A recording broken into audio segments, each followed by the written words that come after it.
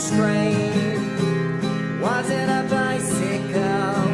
What is wrong with my brain? Is it the end of me? No, I must still believe. So I'm still alive, you see.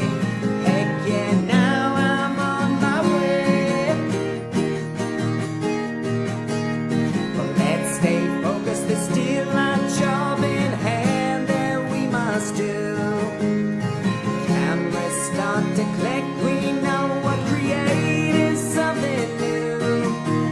So go Marty and Sarah and Mark and Matt, Owen, Smitty, McCrilly and Jamie Lane in the Archer County Band. The Archer County Band. The Archer County Band. The Archer County Band.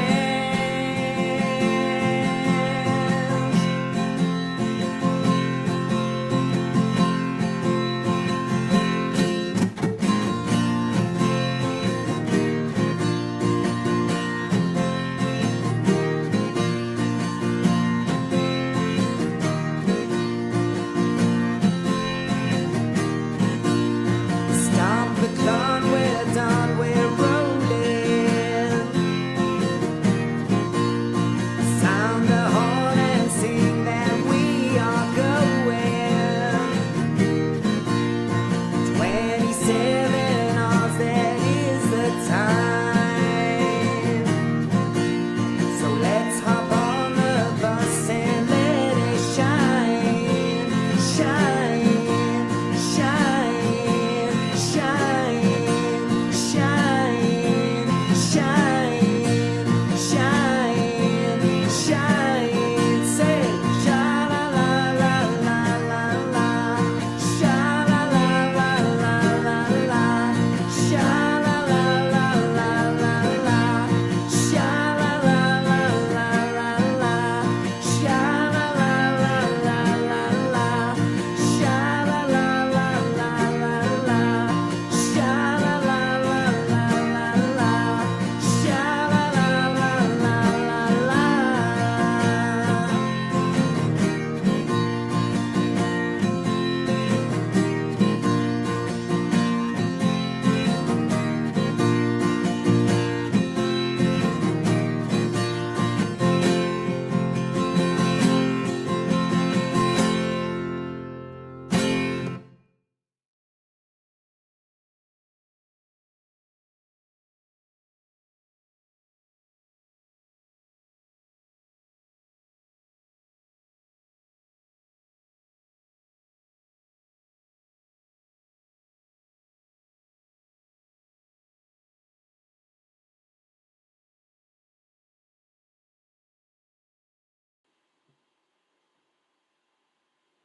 Good afternoon, folks. You are very welcome to Bandido Talks. You know, folks, I've been thinking, it's been a little while since we did some Bandido's beef. You know, it's been a lot of news and little reflection episodes. It's been a while since we've brought out the beef. We've got some beef to throw out into the universe today. What are we going to talk about today, folks? It is a long overdue show. Completely overdue.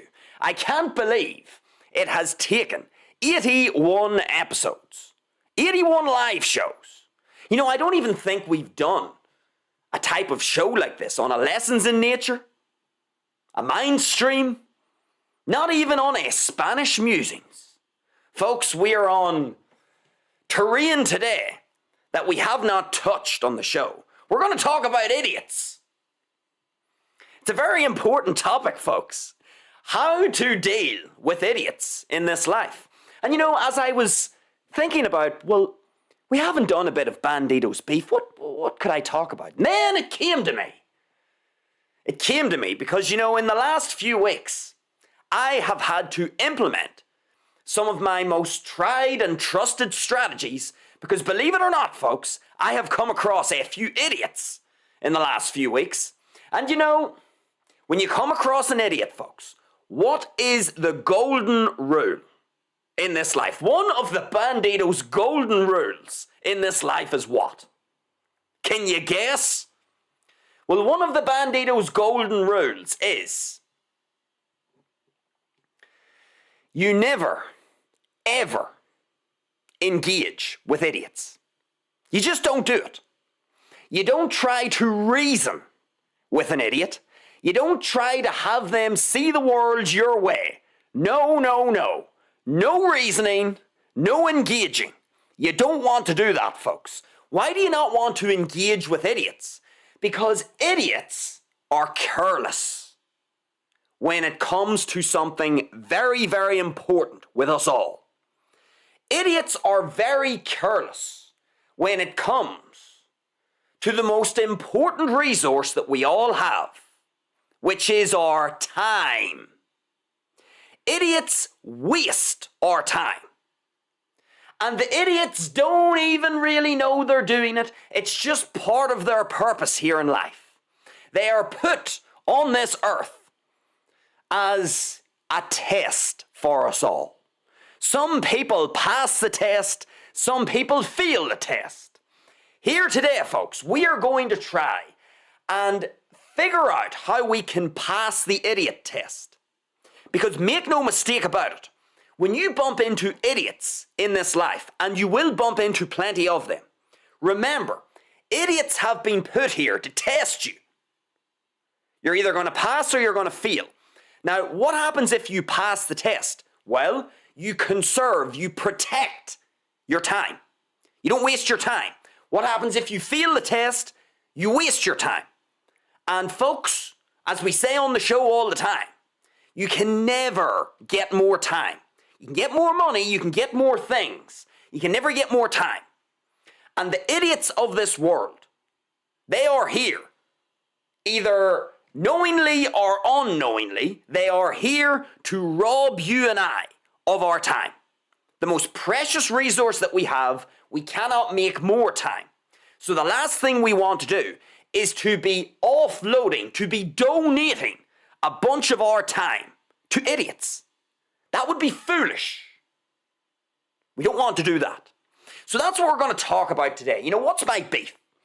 Well, the beef is fundamentally with idiots, you know, and I'm going to use this show to try and help the very small number of souls here in the universe who may be tuning in to Bandido Talks. We're going to try and help them understand how they cannot, you know, how they can avoid subjecting themselves to a misuse or waste of precious time that they have in their life through learning how to properly deal with idiots. Now, as we're going to get into this, folks, before we can actually talk about how to deal with an idiot, we must first figure out how to identify idiots. Because, you know, idiots, they come in all shapes and sizes, all different forms. But there are universal traits that they share. And all that you and I have to do is we just have to be paying attention. Awareness, folks. That's all we need. We just need a bit of awareness. We just need to be able to spot certain traits. Now, what we're going to do on the show here, we're going to split this show up into two parts. Part number one, how to identify an idiot. And then part number two, how to deal with said idiot once you have identified them. Those are going to be the two parts of our show. We're going to learn how to identify them, then we're going to learn how to deal with them. Okay, so, idiots, folks, as I've said. What is the problem with idiots? Well, idiots are like, you know, these entities that walk the earth, that absorb your time. That's what they do. Just think of them like entities that will absorb your time. You will get no tangible benefit out of an interaction with an idiot. You really won't. They are an idiot for a reason. Idiots don't normally have much benefit to offer us in this life. We don't want getting into a whole bunch of trades and relationships with idiots. Because what inevitably is going to happen is we are going to get the raw end of the deal. In other words, we're going to be exploited in some way. We don't want that.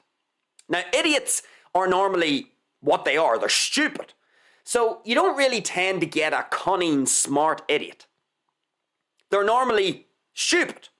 That's just the baseline, run-of-the-mill tendency that these people seem to sway towards. They sway towards stupidity. And so the reason why idiots are dangerous is because, they don't even really know what they're doing. I can't even say that they are going out of their way to try and make your life miserable. They just make it more miserable. It's not like it's even their, conscious life subjective. They just do it. They just arrived on this earth as time absorbers. They just absorb other people's time. And they don't give anything in return for the absorption of this time. Folks, if we're going to invest time in someone, what do we always say in the show, or on the show?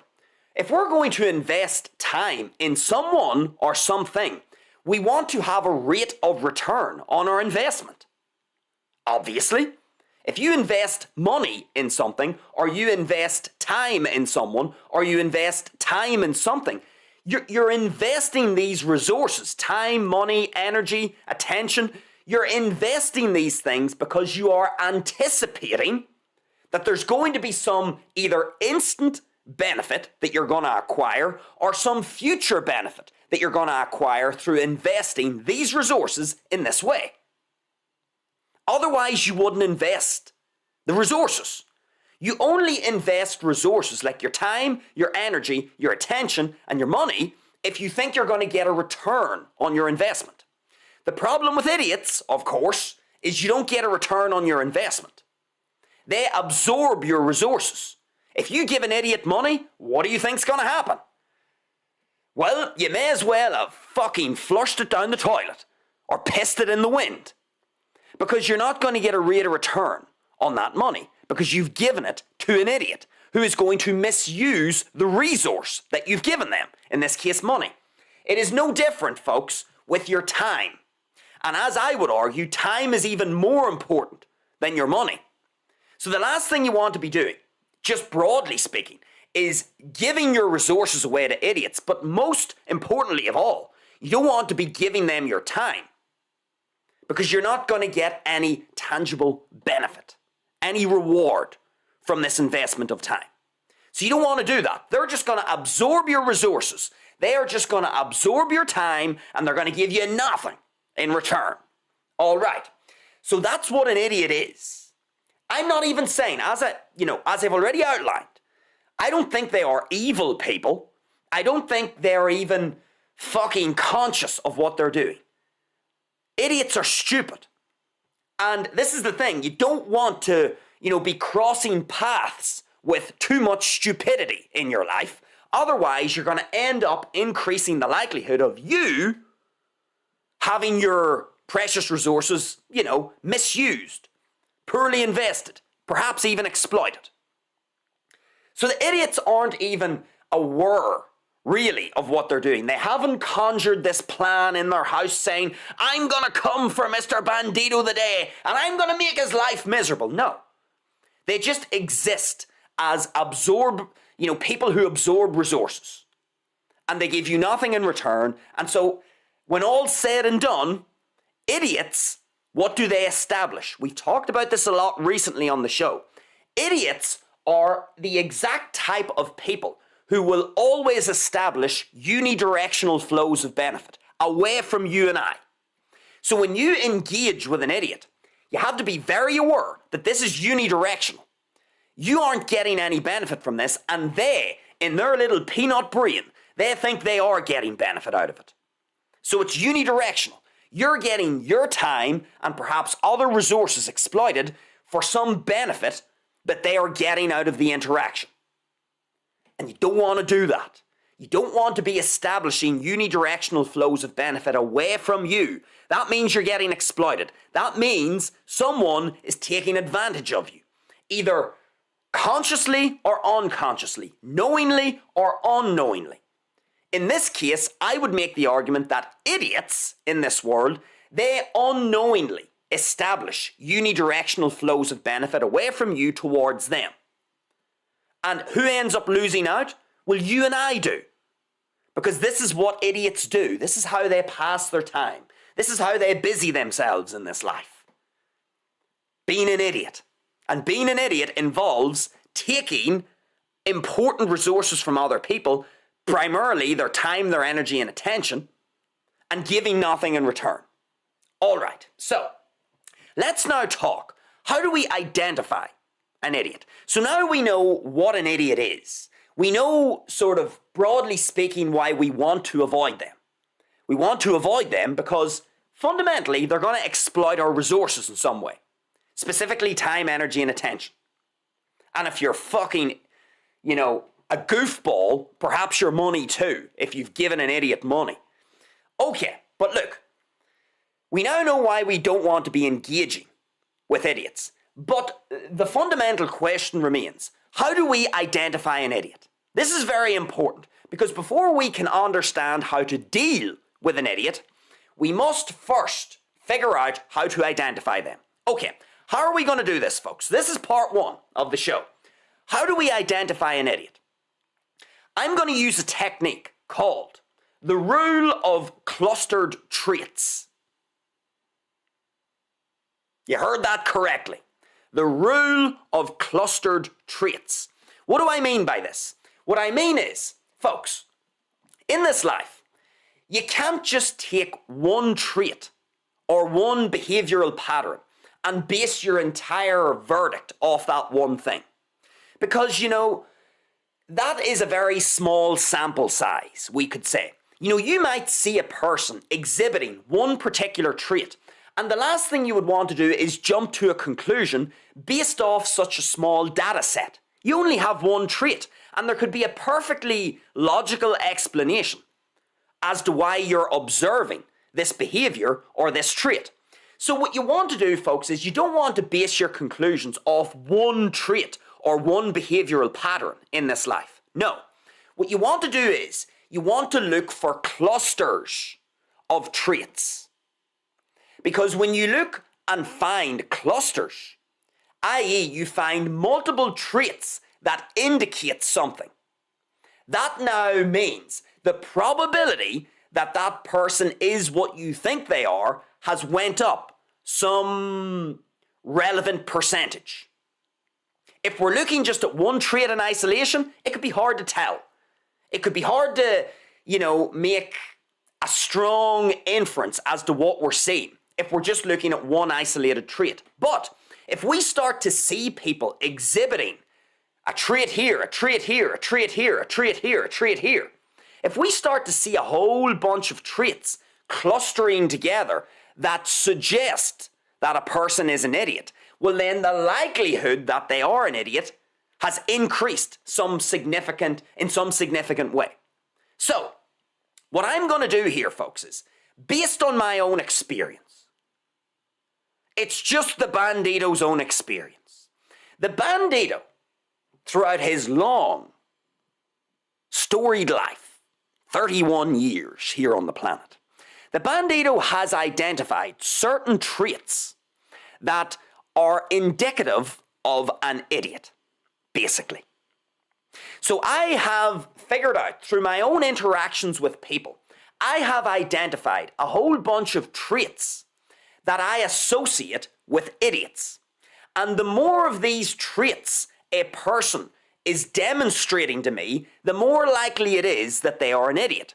So this is why I use this rule of the clustered traits. The more traits I see clustering together, we're going to call them idiot traits, okay? So the more idiot traits that I see a person exhibiting and that are clustering together, the more likely it is I have an idiot on my hands. And if it's more likely, if the laws of probability say that I'm probably dealing with an idiot, then I need to take action. We're going to talk about that in part 2, how to deal with this likely idiot.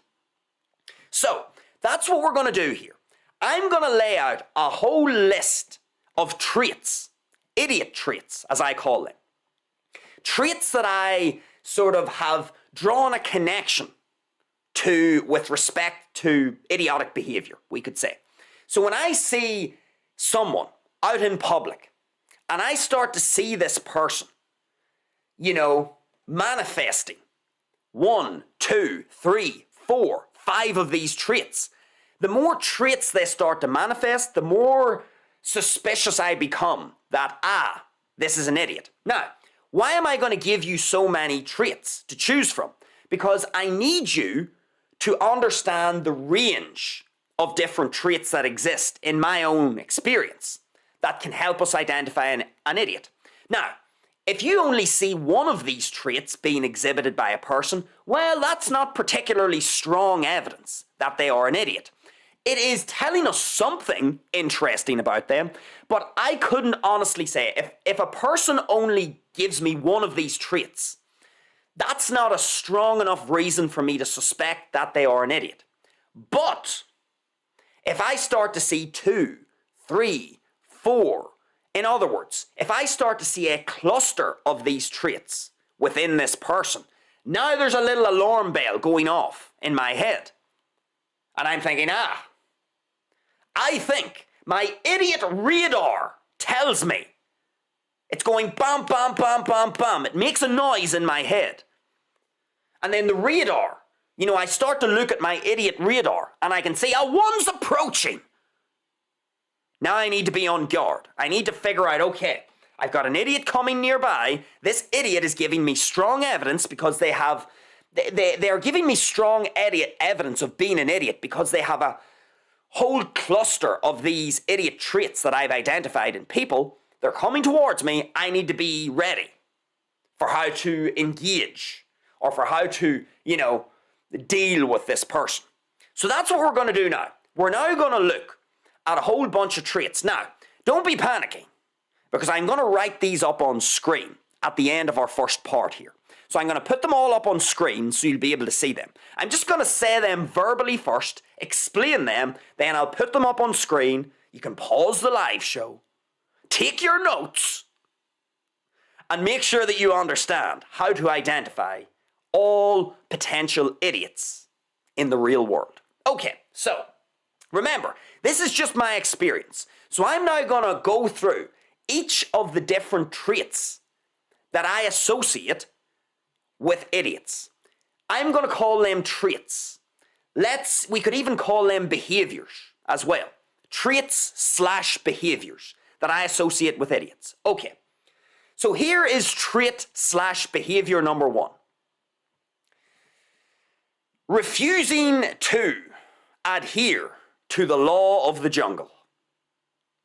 That's the first thing I'm looking out for. Now, I know that sounds like a mouthful. What do I mean by a person who refuses to adhere to the law of the jungle? Well, what is the law of the jungle, folks?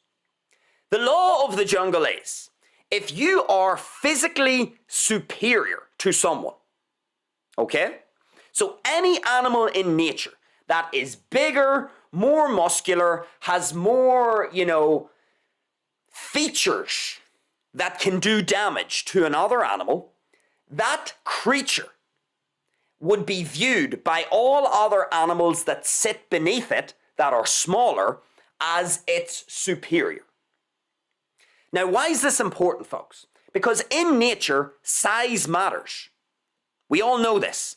Size matters, physicality matters, musculature matters out in nature.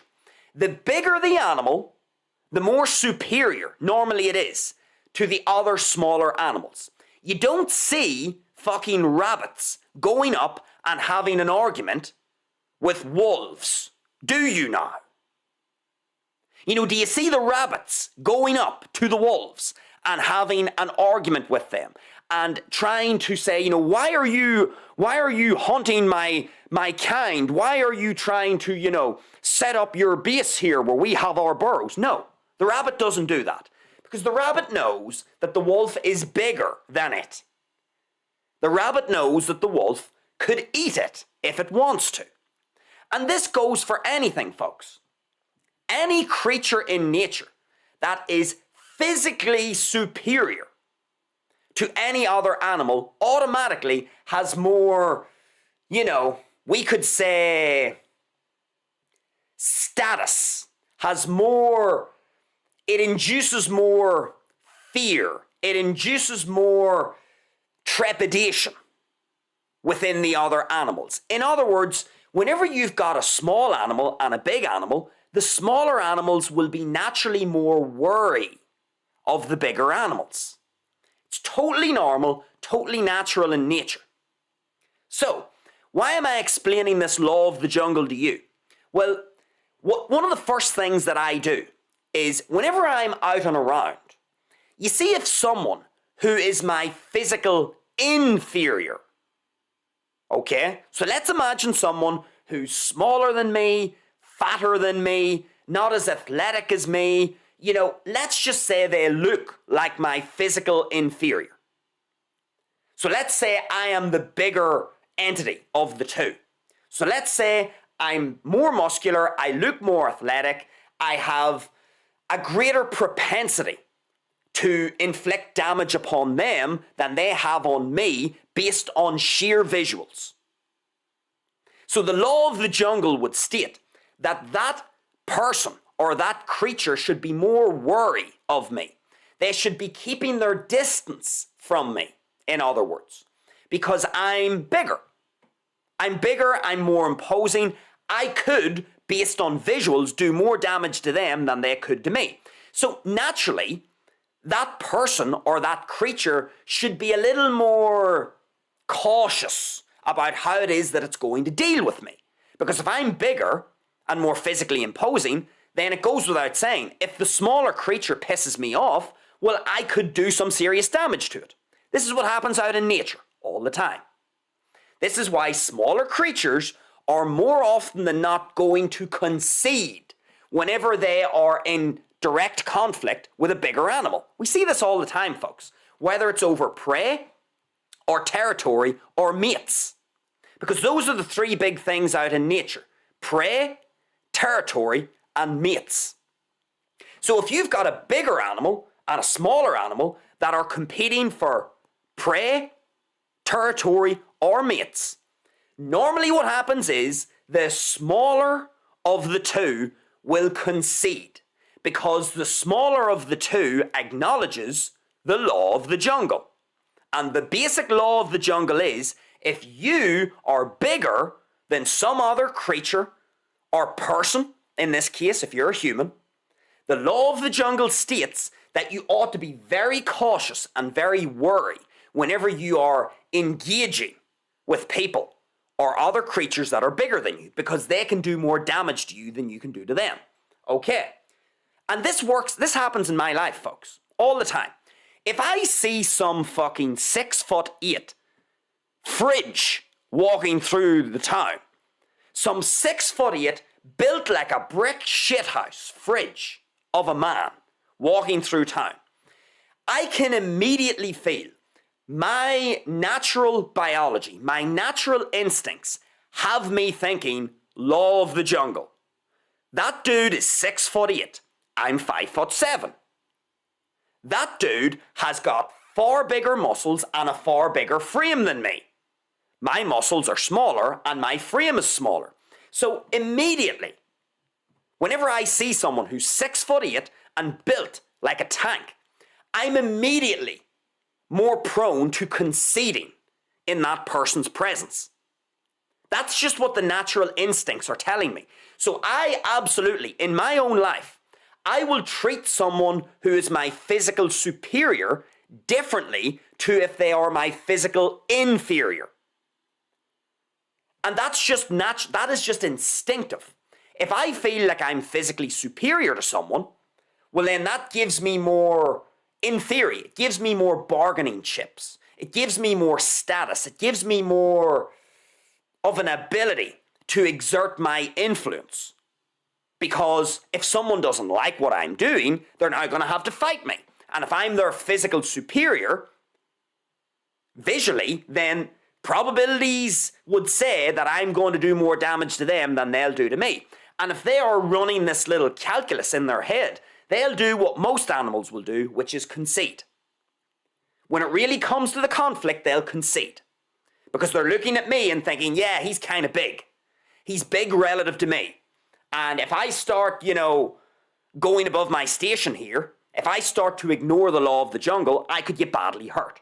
And it works for me too. If I go up and, start to pick a fight with some 6'8" tank of a man, I mean, my instincts are saying, Mr. Bandido, law of the jungle. This dude is huge. This dude's huge. And that's before we even get into the idea of, are they a fucking trained fighter? Are they trained in combat? Before we even get into that, just on a sheer visual, because that's what the law of the jungle's based off. It's not actually based off competency in combat. It's based off sheer physical disparities between different creatures. If two creatures are evenly matched, well, they're more likely to jostle. If there's a great disparity, well, then you're going to get concessions, basically.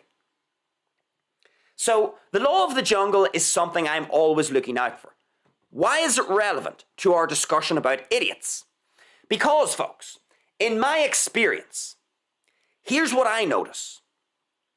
You see a lot, and I would actually say the vast majority of people that I've encountered in this life that I would call an idiot.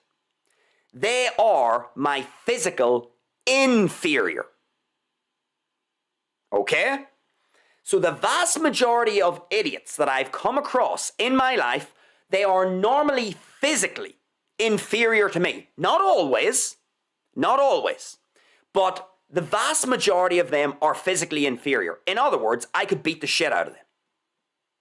So if there was no such thing as law, if there was no such thing as the legal system, if it was just dog eat dog out in the natural world, this idiot, I would beat the shit out of them. And there would be no repercussions for me. I could just beat the shit out of them, teach them a lesson, and then they'd go way off with their tail between their legs. So I'm always on the lookout for people who ignore the law of the jungle. So what I often find is I will find a lot of idiots are completely oblivious. Either they are oblivious or they just disregard the law of the jungle. So I will get people who will cross paths with me, and I'm clearly physically superior to them. I'm clearly bigger than them. I've got clearly more musculature than them. I look more aggressive than them. Yet still, with all of that visual feedback, these people still proceed to be an idiot with me. So whenever I see people who are my physical inferior starting to cast intimidating stares at me, starting to, shoot me glares, starting to look at me aggressively, starting to just stare at me in general, as if I'm doing something wrong. Whenever I assess that person, if I can see that they are my physical inferior, that is a red flag for an idiot. Because normally, folks, most people, if they are fucking tuned in and they are paying attention, most people intuitively understand the law of the jungle. I'm not going to go and pick a fight with a 6'8" brick shithouse. I'm not going to do that. I'm going to find a different way. If I have a conflict between myself and someone who is big, 6'8", muscular dude, I'm going to find a different way to approach that interaction, as opposed to a direct, sort of more confrontational strategy, we could say. Because I understand the law of the jungle. I understand that this dude is probably going to deal out some serious damage to me. And so as a result, do I start trying to glare at big, muscular, intimidating looking dudes? Do I start trying to, intimidate them? Do I start to try and, be aggressive with those people? No, absolutely not. Because I understand the law of the jungle. So that is the first trait that I'm looking out for. whenever I'm dealing with anyone, I'm looking to see, does this person respect the law of the jungle?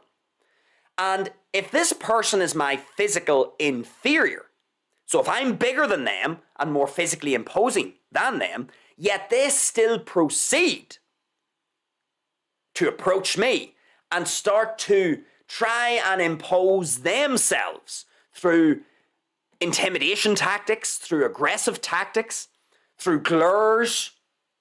If I see someone who's my physical inferior starting to do that to me, that immediately waves a little red flag. It doesn't mean they are an idiot. It doesn't, sentence them to idiot status, but it definitely raises a red flag with me because I wouldn't do that. I would not approach someone. I wouldn't start to get aggressive and try to intimidate or try to, impose myself on someone who's my physical superior. I wouldn't do that. No way. Because I respect the law of the jungle. So whenever I see someone not respecting the law of the jungle, that makes my eyebrow raise. It causes me to raise an eyebrow and sort of say, this person seems to be either oblivious of the law of the jungle or they have disregarded it. So my little idiot radar is already starting to pick up something here. Because normally, when we're talking about the law of the jungle, people will avoid confrontational or potential confrontations with people who are bigger than them. Basic law of the jungle. Okay, so that's the first thing. That's the first trait. The law of the jungle. In other words, if you are physically superior to someone, and you've got someone who's your physical inferior, starting to get a little confrontational and starting to impose themselves with you, then that should just raise a little red flag. It should raise a little siren in your mind and say, okay, be on alert here because this person's ignoring the law of the jungle. And normally idiots, because they're stupid, remember what we said, folks, idiots are stupid. They're normally either average or below average IQ. And when I say stupid, I mean in terms of IQ. They are stupid, a lot of them. They just don't have a lot of horsepower in the system. And even if they aren't below average IQ, they can be very average IQ. I haven't come across too many idiots in my life who are particularly smart, I would say. And that's what you would expect. You would expect a dumbass to ignore the law of the jungle. Of course they would. It wouldn't even cross their mind. Or they would be sort of vaguely familiar with it and then underplay its importance. Yeah, that's what I would expect from an idiot. Okay, so that's trait number one. The person in question is giving you evidence that they are ignoring the law of the jungle. So if they are your physical inferior, then that's telling you something interesting. If they are proceeding to engage in some sort of confrontational or imposing behavior. Okay, what is trait number two? Again, this is just my own experience, folks. Don't shoot me, just my experience. So another trait that I notice in idiots is that they are ugly. I mean physically ugly. I don't mean their personality is ugly. I mean they are physically ugly. Folks, I haven't had too many idiots who are fucking good looking come up to me and start giving me hassle. I just haven't. I haven't had too many idiots who are literally, absorbing my time and precious resources through their idiotic behavior when they are super attractive. I can't even think of one right now off the top of my head. Most of the people in this life who have turned out to be idiots, they are normally ugly. And when I say ugly, let's imagine 5 out of 10 is average for your physical attractiveness. Most of the idiots that I've came across in my life are ugly. So they are like a 1 or 2. They are fucking butt ugly. Mingers. Fucking mingers. They are grossly out of shape. They have terrible skin, spots all over the place, old, wrinkly, has-beens, they're ugly. So whenever I see an ugly, like a fucking minging, bogging, ugly looking person approaching me and starting to give me hassle, starting to be a pain in my arse, I'm immediately thinking, again, that's another ding, ding, ding, that's another little siren goes off in my head. Not only have I got someone who, fucking ignores the law of the jungle, but they're also ugly. They're a minger. They're bogging. So that's just my own experience. As I've said, I can only speak from my own life. Anytime I have crossed paths with an idiot, the idiot, more often than not, is ugly. And again, when I say ugly, what makes up ugliness? Well, they're out of shape, so they're normally either pretty overweight or obese. They have bad skin. So bad skin, it looks like they have no skincare routine. It looks like they don't really take care of their skin. They normally have fucking yellow, rotting teeth.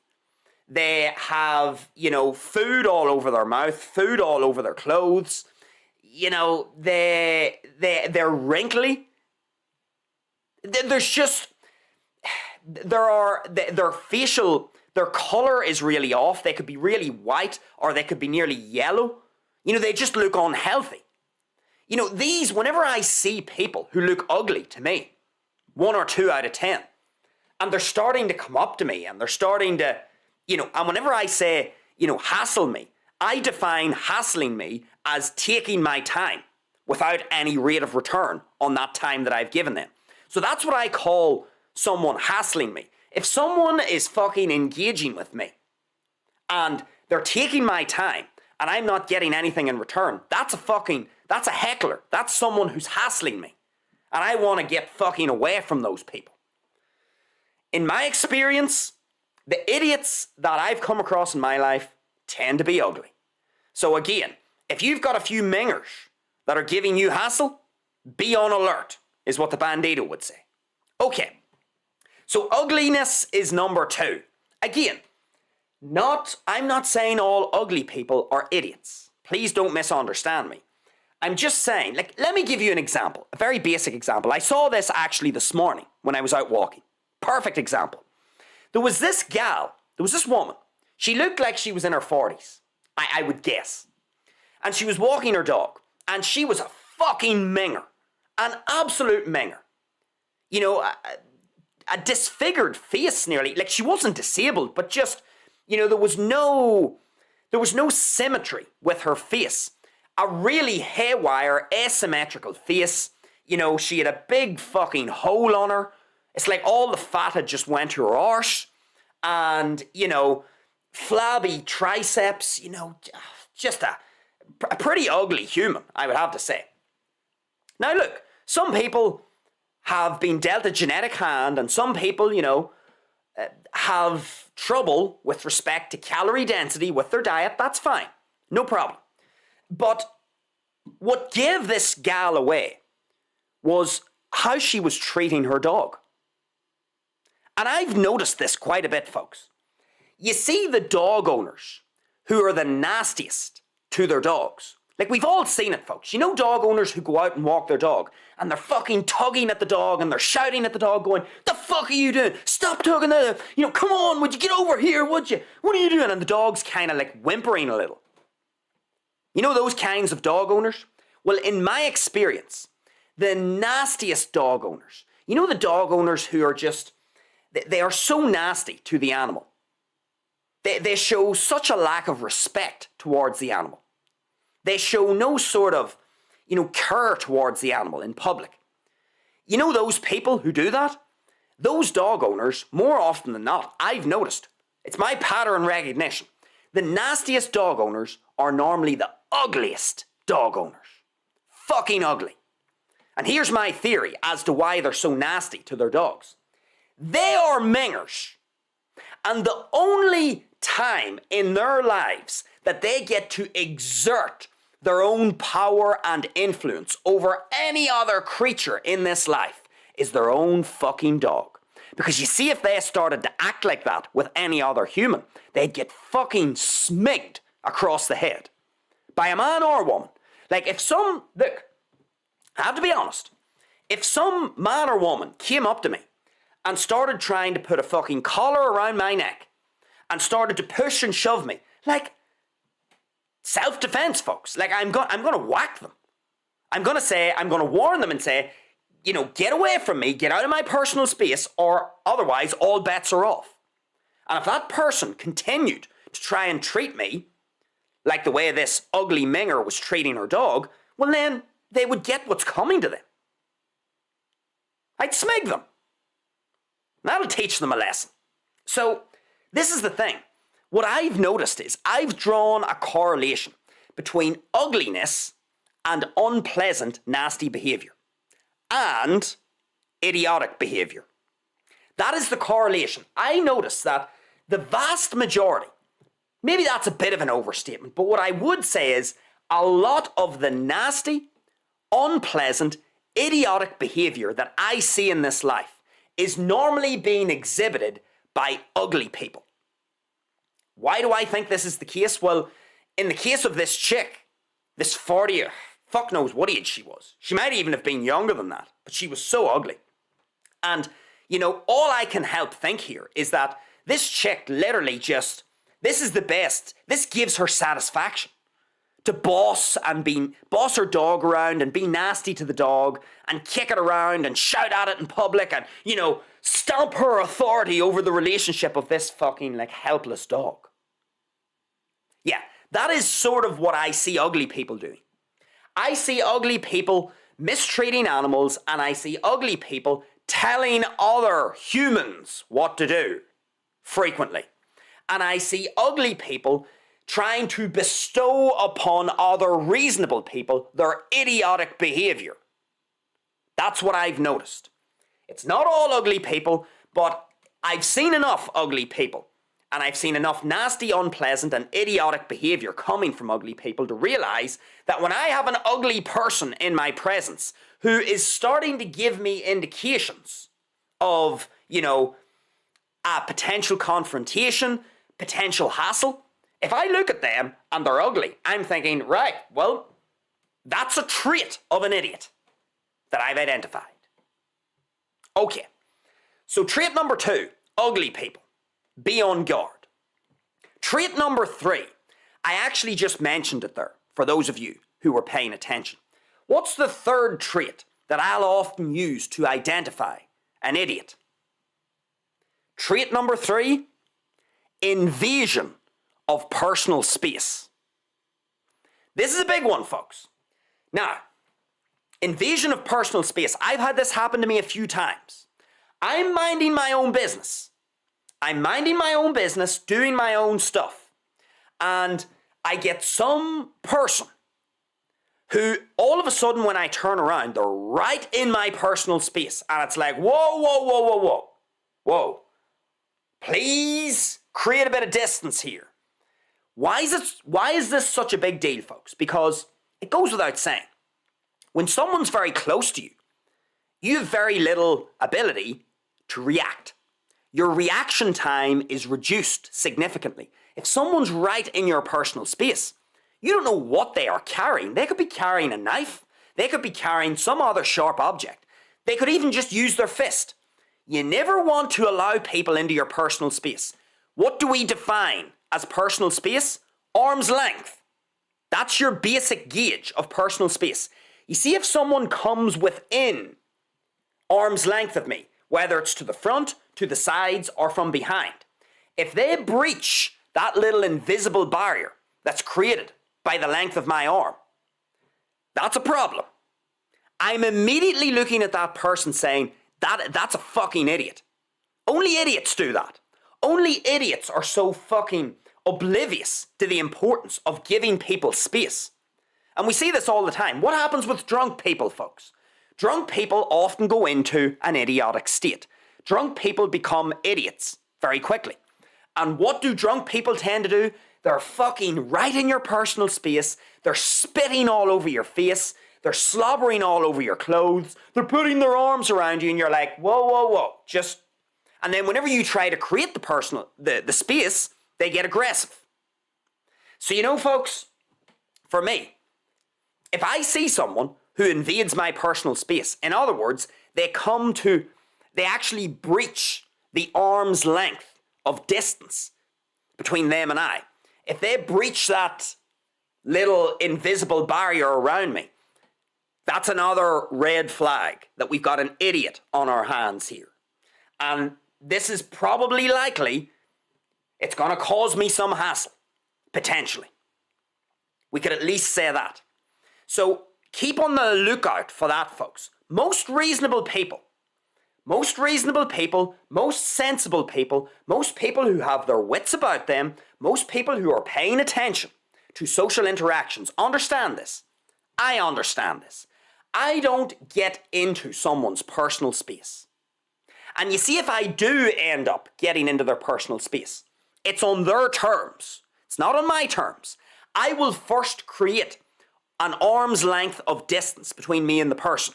Now, if the person invites me into their personal space because they trust me, because they want to talk to me, well, no problem. But I will always wait for their signal. I won't just plow in on top of someone, get into their ear and start going, well, how's it going? I won't do that.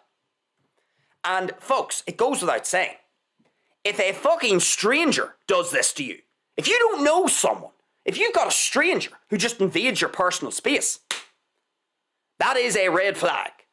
You may well have an idiot on your hands. And you could have even worse than an idiot on your hands if someone's doing that. But let's just keep it within the realms of our discussion here. Idiots are normally socially retarded. Like they're socially retarded. Most people who have any sort of basic social etiquette will understand, if you're approaching a stranger or if you're approaching someone who doesn't know you very well, you allow the person to dictate the terms of the interaction in terms of space. If the person is happy for me to come in, great. I'll wait for some visual cues or even a verbal cue that says, okay, this person's happy enough for me to come in a little closer. No problem. If I'm approaching a stranger, folks, I'm always keeping my distance. I'm being respectful of their personal space. Most reasonable people do this, but idiots don't. Idiots don't. Idiots are right in your personal space. Be aware of that one. And again, why is it so important to keep your personal space your own? Folks, you don't want to put yourself in a position of weakness. Idiots are stupid. And stupid people can do things that are both dangerous to themselves and dangerous to you. Don't put yourself in a circumstance where you've got an idiot so close to you. Fuck knows what they're going to do. They might have drugs on them. They might have alcohol on them. They may have been sniffing the magic mushrooms before they have been, bumping into you today. You don't know. All I know is that anybody who invades my personal space, who's a fucking stranger, red flag. This could be an idiot. Now, as I've said before, no, I don't want you to just look at these traits in isolation. Remember, clusters. We're looking for clusters. Sometimes someone will invade my personal space, but it will be a complete accident. Maybe they've been pushed into me. Maybe, they were on their phone and they weren't paying attention and they've drifted towards me and you can genuinely see they're sorry. They're like, oh, sorry about that. I didn't mean that. That was my bad. Okay, that can happen. Sometimes we can just accidentally, with no malicious intent, we can sometimes just, in our own ignorance, invade other people's space. Fine. So it's not that everybody who invades your personal space is an idiot, but be aware of the clusters, folks. If you've noticed someone ignoring the law of the jungle, if you've got an ugly person and they are invading your personal space, you've got a cluster of 3 there. You should be suspicious at this stage, at the very least. Okay, what is idiot trait number 4? Idiot trait number 4 is when people give you their opinion without you asking for it. This is a classic trait of an idiot. Idiots will frequently give you their opinion when you didn't ask for it. This is one of my golden rules in my life. I never give my opinion to someone personally.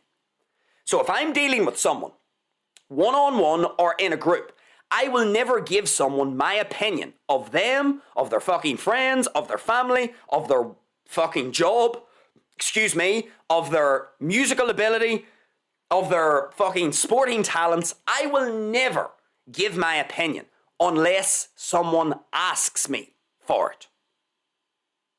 That's fine. If someone says, Mr. Bandido, I want your opinion on X, no problem. I'll give them my opinion. I never give my opinion to someone unless they ask for it. Ever.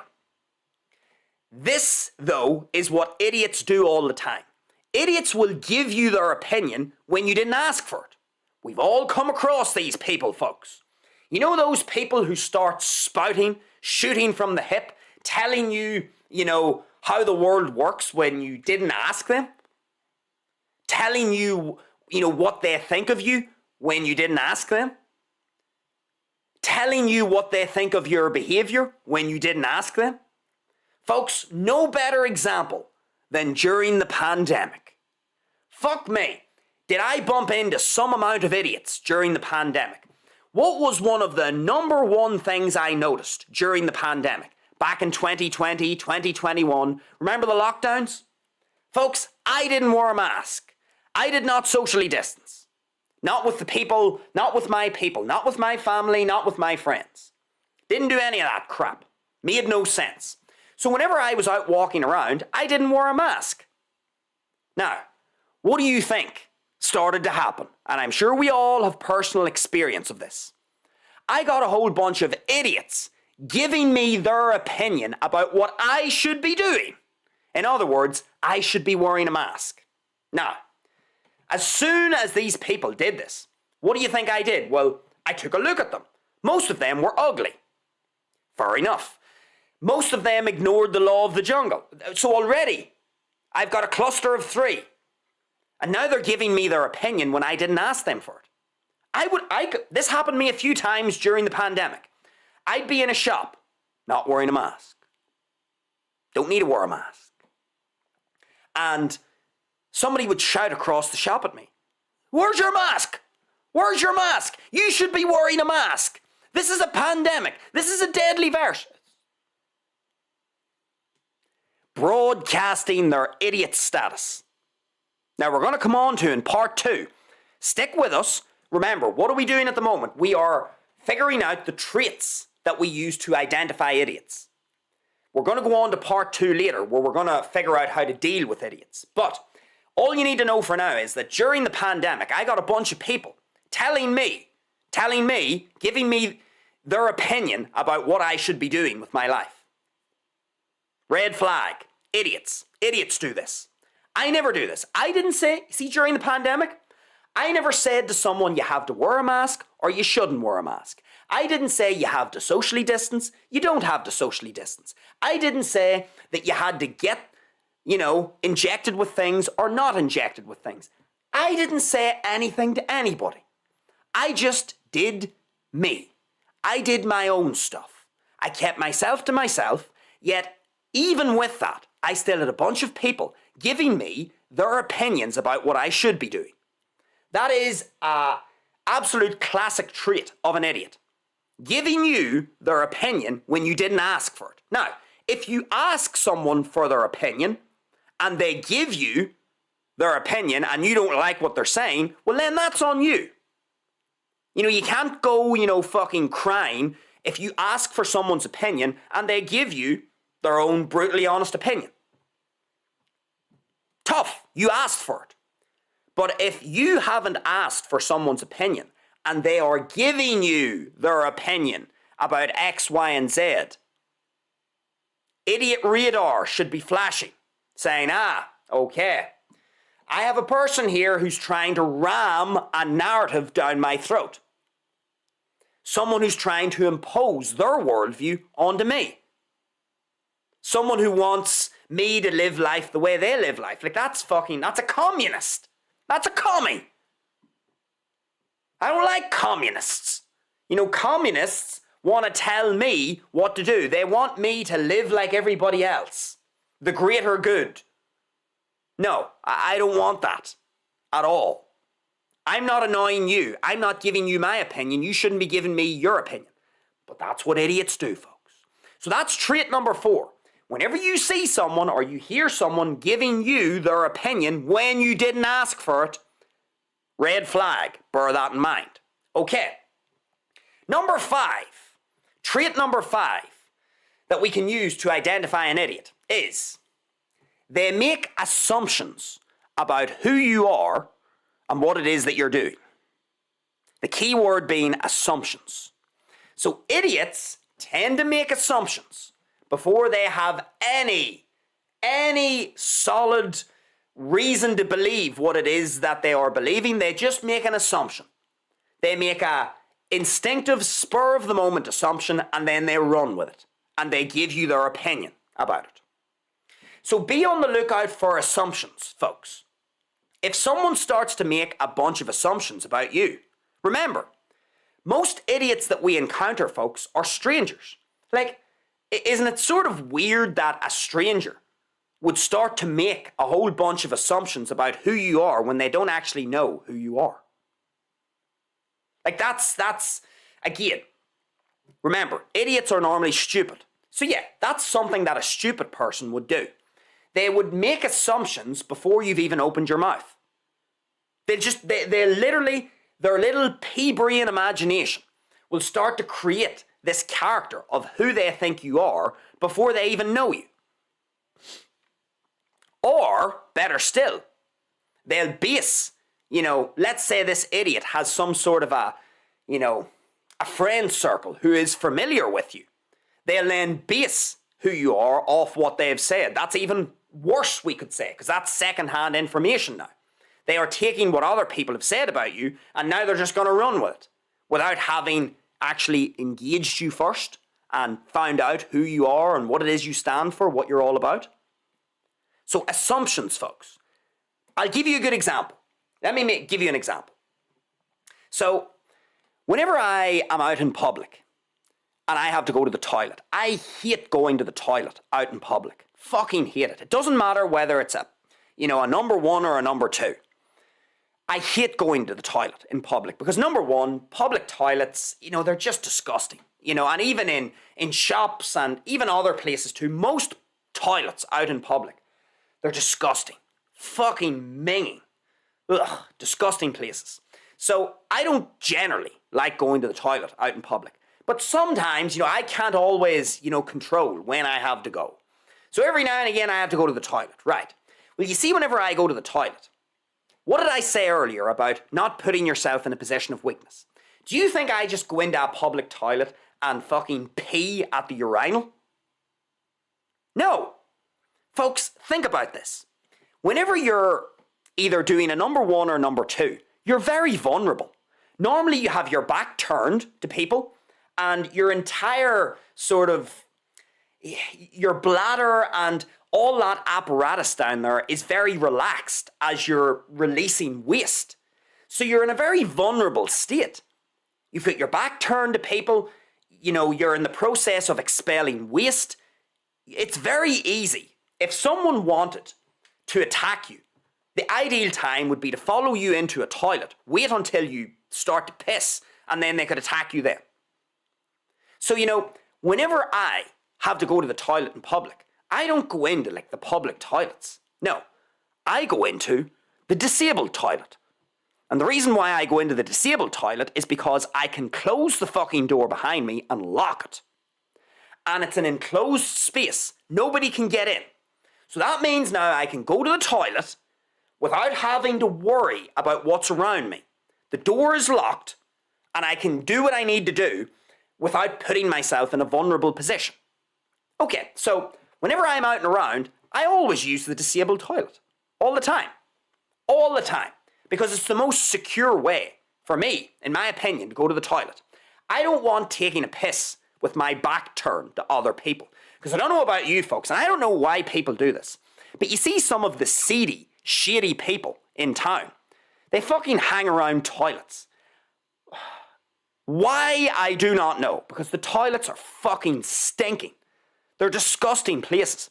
But maybe it's just, that tells you something about those people who hang around them. But that's what I notice. A lot of people hang around toilets for some reason. And I don't like how some of these people look. They look seedy. They look shady. They look like they're up to no good. So the last thing I want to do is go into the toilet, take a piss, have my back turned to a bunch of people, and then fuck knows what could happen. Point is, folks, it's a position of weakness. So what do?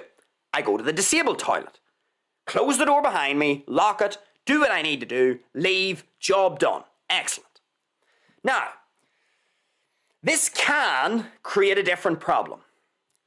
And what's the problem it can create? Well, when you've got a few idiots nearby and they see me going into the disabled toilet, what do you think often happens?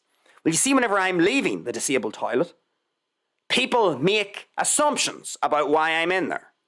So they look at me, and I've had a few people say to me, that's a disabled toilet, you know. You don't look disabled. In other words, they've made an assumption. That's a disabled toilet. You don't look disabled. Assumption. They don't know who I am. They don't know what's wrong with me, or what could potentially be wrong with me. They don't know anything about me. But as soon as they see me leaving the disabled toilet, they automatically make an assumption. Now, whether the assumption is right or not, it's irrelevant, because they don't know me. They don't know who I am. They don't know what, for all they know, I could have a medical condition that relates to passing waste out, either one end or the other. They don't know, is my point. So that's a good example of where I'll often find people making assumptions. They'll just jump to a conclusion, and they'll actually say to me, you don't look disabled. This is a disabled toilet. This is only for disabled people.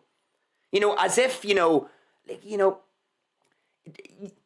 more than one way to be disabled. Like, I know there are people who are very obviously disabled. They kind of walk funny, and, they clearly look disabled. But just because you don't have a very obvious, clear disability doesn't mean that you mightn't have something wrong with you. Folks, I've had times, throughout my life, and it hasn't happened that often, but I've had times where I've been very unwell. And either I feel like I'm going to be sick, vomit, or I feel like I'm going to have the runs. And sometimes this happens when you're out in public. And, I need to get to a toilet very quickly and get into the disabled toilet because it's bigger, I have more room to maneuver, I can lock the door, and I can just take my time without having to worry about what's going on around me. And sometimes that happens. I could leave the disabled toilet and someone's like looking at me as if, well, you don't look disabled. It's like, yeah, you're making an assumption. You don't know who I am. You don't know what potential problems I have in my life, but you've made an assumption. Folks, I never make assumptions about people. Yeah, I may have a first impression based on how someone looks, but I'll never jump to a conclusion. I'll never make an assumption. I'll always withhold final judgment. Idiots don't do that. Idiots just jump to the final conclusion and they run with it. And so they make assumptions. They don't know who you are. They don't know what your problems are in life. But they conjure up this image and they run with it based off no, logical backdrop or evidence at all. Okay, so that's number 5. They make assumptions. So if you are talking with someone, if someone starts to engage you and they start making a fuck ton of assumptions about who you are and what it is you stand for, what you're all about in this life, again, ding, ding, ding, you might have an idiot on your hands because that's what idiots do. Okay, what about trait number 6? Trait number 6 of an idiot is idiots will accuse you of things. This is a little bit similar to assumptions, in a sense. So not only do idiots make assumptions about you, but they'll oftentimes accuse you of things. So again, let me give you the perfect example from the pandemic. If I'm walking through town and I go into a shop, I had a number of people, because I'm not wearing a mask, accuse me of spreading the virus, accuse me of killing people. I had a number of people say this to me. Strangers. So they accused me of something. They accused me of spreading the virus and of killing people. And then you would get the odd person who would also accuse me of not being a good citizen. The greater good. I heard that one too. You know, we all need to bond together. You know, you're not being a good citizen. That's not right. You know, you're putting other people's health at risk. It's like, right, so you're accusing me of not being a good citizen. You're accusing me of killing people. So what, I'm a murderer? All right. You know, accusations. Listen out for them. The pandemic is a great example of this. When people accuse you of things, what are they basically? Like, it's just an accusation. We've talked about this with the Tates recently. Anybody can conjure an accusation out of thin air. But this is what idiots do. Idiots will just accuse you of things. They'll accuse you. They'll not have really anything to support. They have no solid foundation to stand on. Now, as we all know, with the pandemic, was I killing people during the pandemic by not wearing a mask? No, I was not killing people at all. Has the virus disappeared? Why is nobody telling me to wear a mask now? Why is nobody telling me to socially distance now? Why? Oh, everybody's just forgot. That's right. Because it's very convenient for all these people who were accusing me and other people similar to me of things. It's very convenient for them to forget now all those accusations that have turned out to not be true. No foundation whatsoever to base those accusations off. But that's what an idiot does. Idiots make accusations. They accuse you of something before they even know who you are, before they even have any strong evidence. Now, here's the funny thing about accusations during the pandemic. I started to notice this happening a lot because I refused to wear a mask. No way am I wearing a mask. It's totally illogical. Like, I mean, at the time, you have to remember at the time, you know, everybody loves to say it now, but I was walking around with no mask on at the time. And yeah, I got quite a bit of flack for it at the time. You know, it's so funny looking back on it. So funny looking back on it now. Because, you know, I'm getting accused of all of these things. Accused of, you know, killing people, not being a good citizen, you know, spreading the virus. I'm getting accused of extending the duration of the lockdowns, for keeping the pandemic going longer than what it should be. Accusation after accusation after accusation. And, you know, here we are now, 2026. Everybody's just forgot. Everybody's just forgot. And, you know, these accusers, I mean, it's exactly what I would expect from an idiot. It's exactly what I would expect. I would expect someone to not only make assumptions about me, but to also then go a step further, which is accuse me of things. Again, if I'm seeing and I'm hearing someone who doesn't know me, they don't know me, and they're starting to accuse me of things, well, that's important feedback. That's a trait. That's an idiot trait that they are exhibiting. And I need to take note of that and see if I'm spotting a cluster of other traits elsewhere. So accusations, folks, listen out for it. If someone just starts to accuse you of things before they know who you are or what you're doing, because as I was going to say there, I actually forgot what I was going to say. During the pandemic, I was getting a lot of flack. You know, in the first month, 2 months, even actually as far as a year and a half from the beginning. Sort of middle of 2021. So early on, I could see, fuck me, I'm getting so much hassle off people. But I also refused to wear a mask. So you know what I did? Beautiful. I got a piece of fucking paper. A piece of paper. And I basically got a Word document, and I pasted an image onto a Word document that says, I am exempt from wearing a mask. It was just a fucking image off Google. I took this image that says, I am exempt from wearing a mask. I put it onto a Word document. I printed out the Word document, and then I cut out this in a little sort of rectangular card, and I put it into some sort of a little see-through solid holder. And I would carry this little card around with me. And see, whenever someone said, you're not wearing a mask, you're spreading the virus, I'd hold up my little fucking made-up card. Totally made up. It didn't come from any health authority. It didn't come from anyone. I got it from the internet.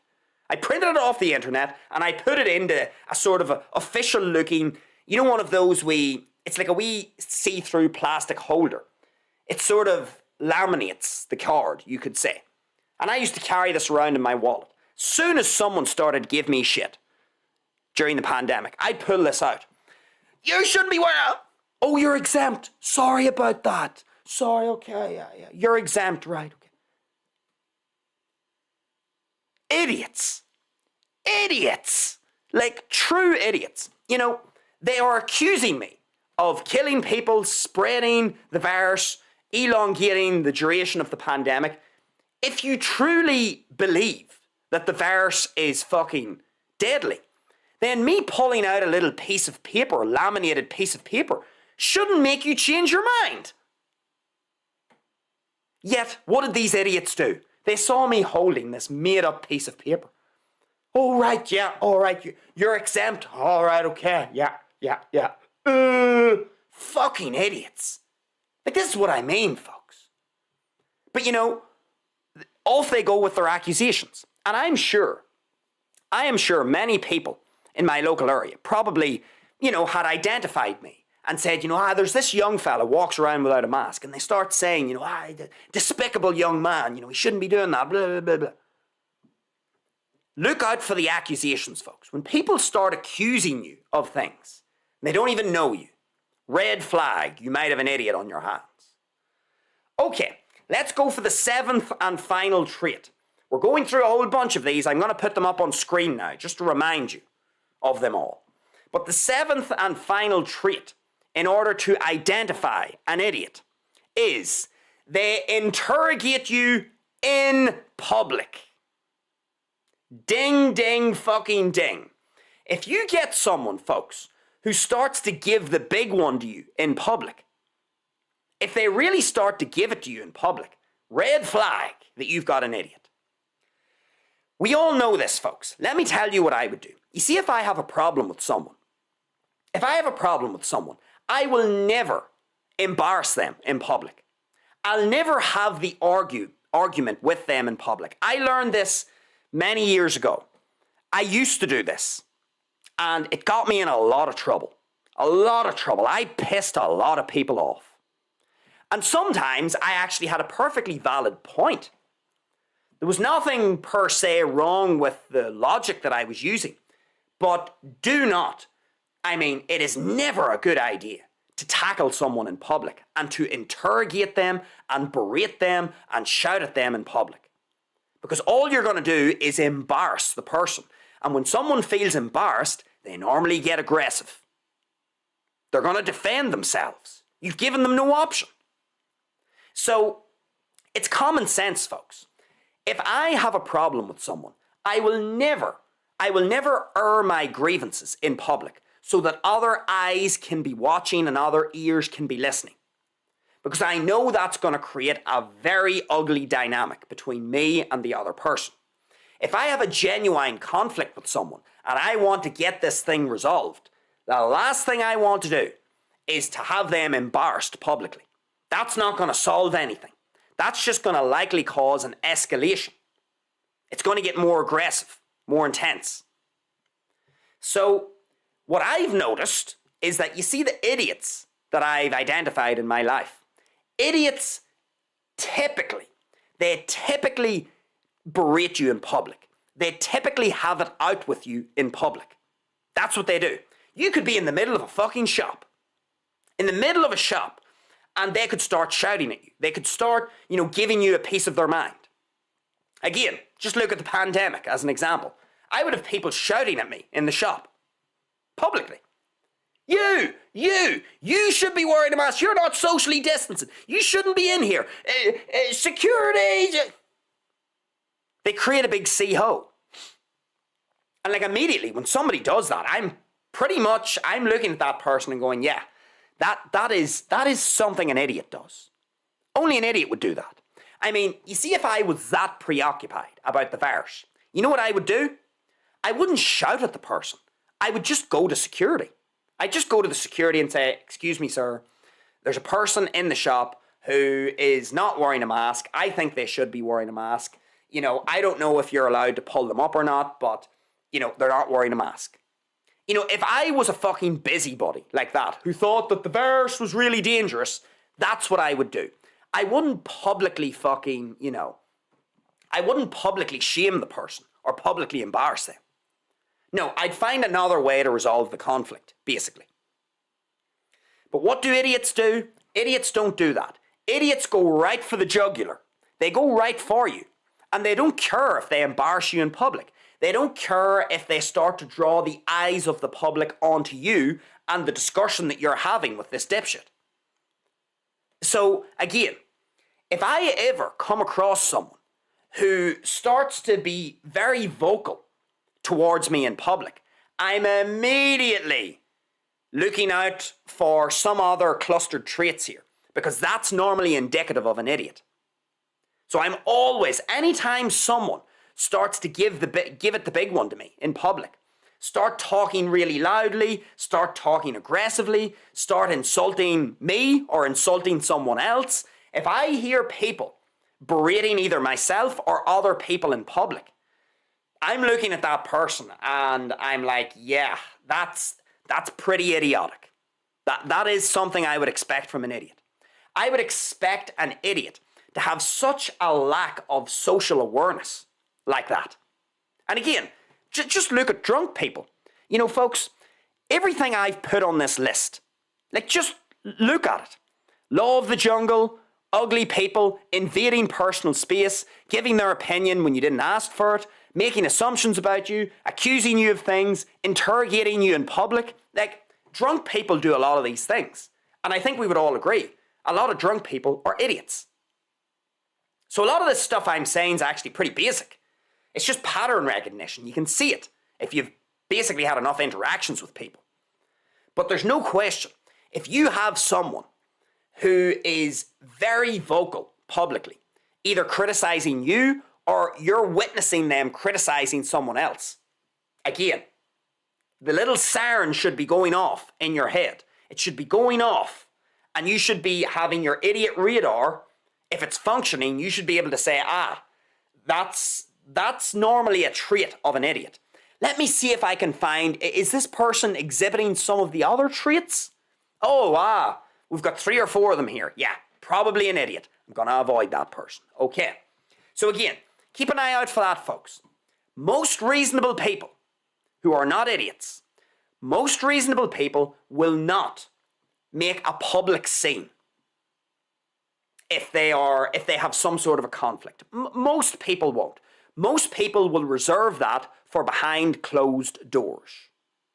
Most people will get the other person with whom they're in conflict with, and they will have the discussion behind closed doors, away from prying eyes and listening ears. That's what I would do. If I have a conflict with someone, I'm not going to go out into town and start, talking bad about that person, being very vocal about how much of a piece of shit they are, and I'm certainly not going to tackle that person in public. Bad idea. Bad idea.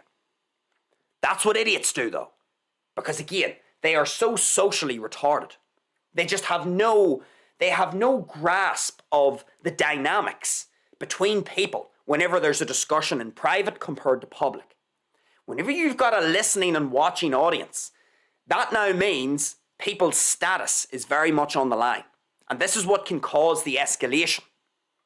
If people feel like other members of the public are listening in to what's happening, people are going to defend themselves fiercely to make sure that they look like they are the innocent party in this dispute and that the other person's being unreasonable. So look, idiots don't understand this and they will have it out with you and other people in public. So if you see that trait, someone trying to interrogate you in public, be aware. That is a typical trait of an idiot, based on my experience. Okay, so those are the 7 traits. Now, for identifying an idiot. Now, let me put these up on screen, folks, because I want to put them up here and make sure that we're not overlooking anything, because I know I've given a lot of information. Let me get a sup of water.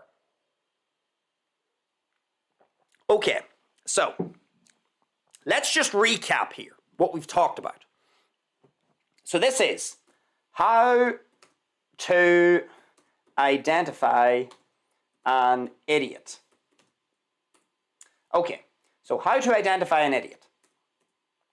Number 1. What did we say number 1 was? Disregard for the law of the jungle. So that's trait number 1. A disregard for the law of the jungle.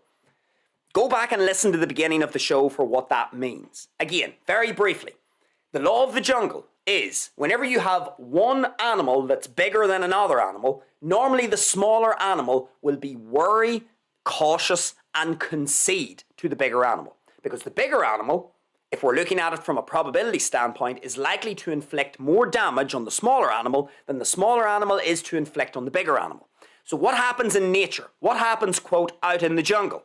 Out in the jungle, size matters. If you are bigger than some other animal, then that means, probability-wise, that you're going to be more immune from conflicts with animals that are smaller than you.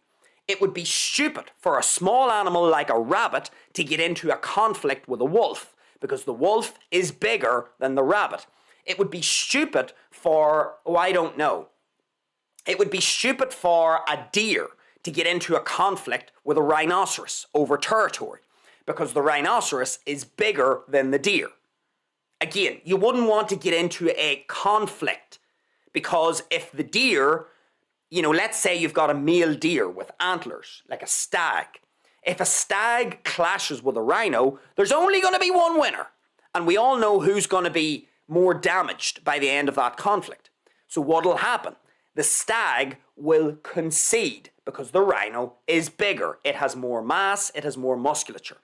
So if you see a stranger in public who is disregarding the law of the jungle, in other words, if you see someone who is your physical inferior giving you hassle, that person is demonstrating that they are potentially an idiot because it's showing that they don't understand the law of the jungle. If you've got someone who's your physical inferior giving you a bunch of shit, or shouting their mouth off, or being aggressive with you, or imposing themselves upon you, that shows you that they either are oblivious to the law of the jungle or they have disregarded it. And you should very much consider them as a potential idiot. Because most reasonable people, as I said earlier on in the show, if I cross paths with some sort of a 6'8", muscular, really aggressive looking man, I am going to treat him very differently to someone who is 5'1", fat and obese. Who looks like my physical inferior. There's an instinctive difference. And anybody who says that they treat old people the same is lying. I definitely treat the 6'8" fucking fridge walking through town differently to the 5'1" or the 5'1" donut.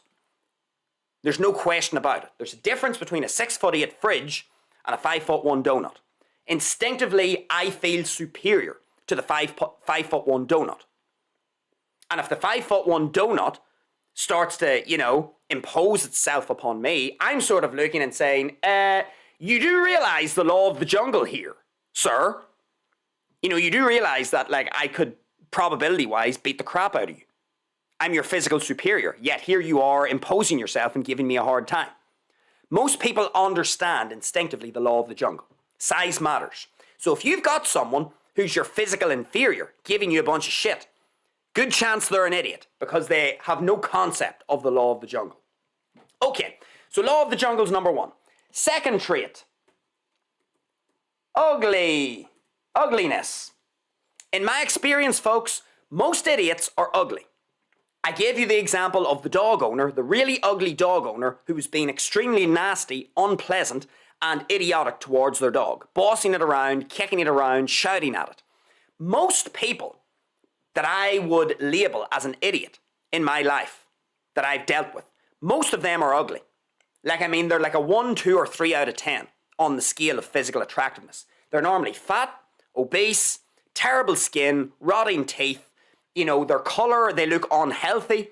They're wrinkly, they're old, they are has-beens. That's normally whenever I have trouble with idiots in this life, they're ugly. So again, when I see an ugly person, some ugly stranger who's starting to come up to me and they're giving me, you know, indications of hassle. Remember what I defined hassle as. Hassle in the definition of hassle for me is when someone is taking my time, energy, and attention, basically, and I'm not getting a rate of return on it. So if someone's consuming my time, my energy, and attention, and I'm not getting anything for this investment of very precious, valuable resources, that person is hassling me. That's what I call someone hassling me.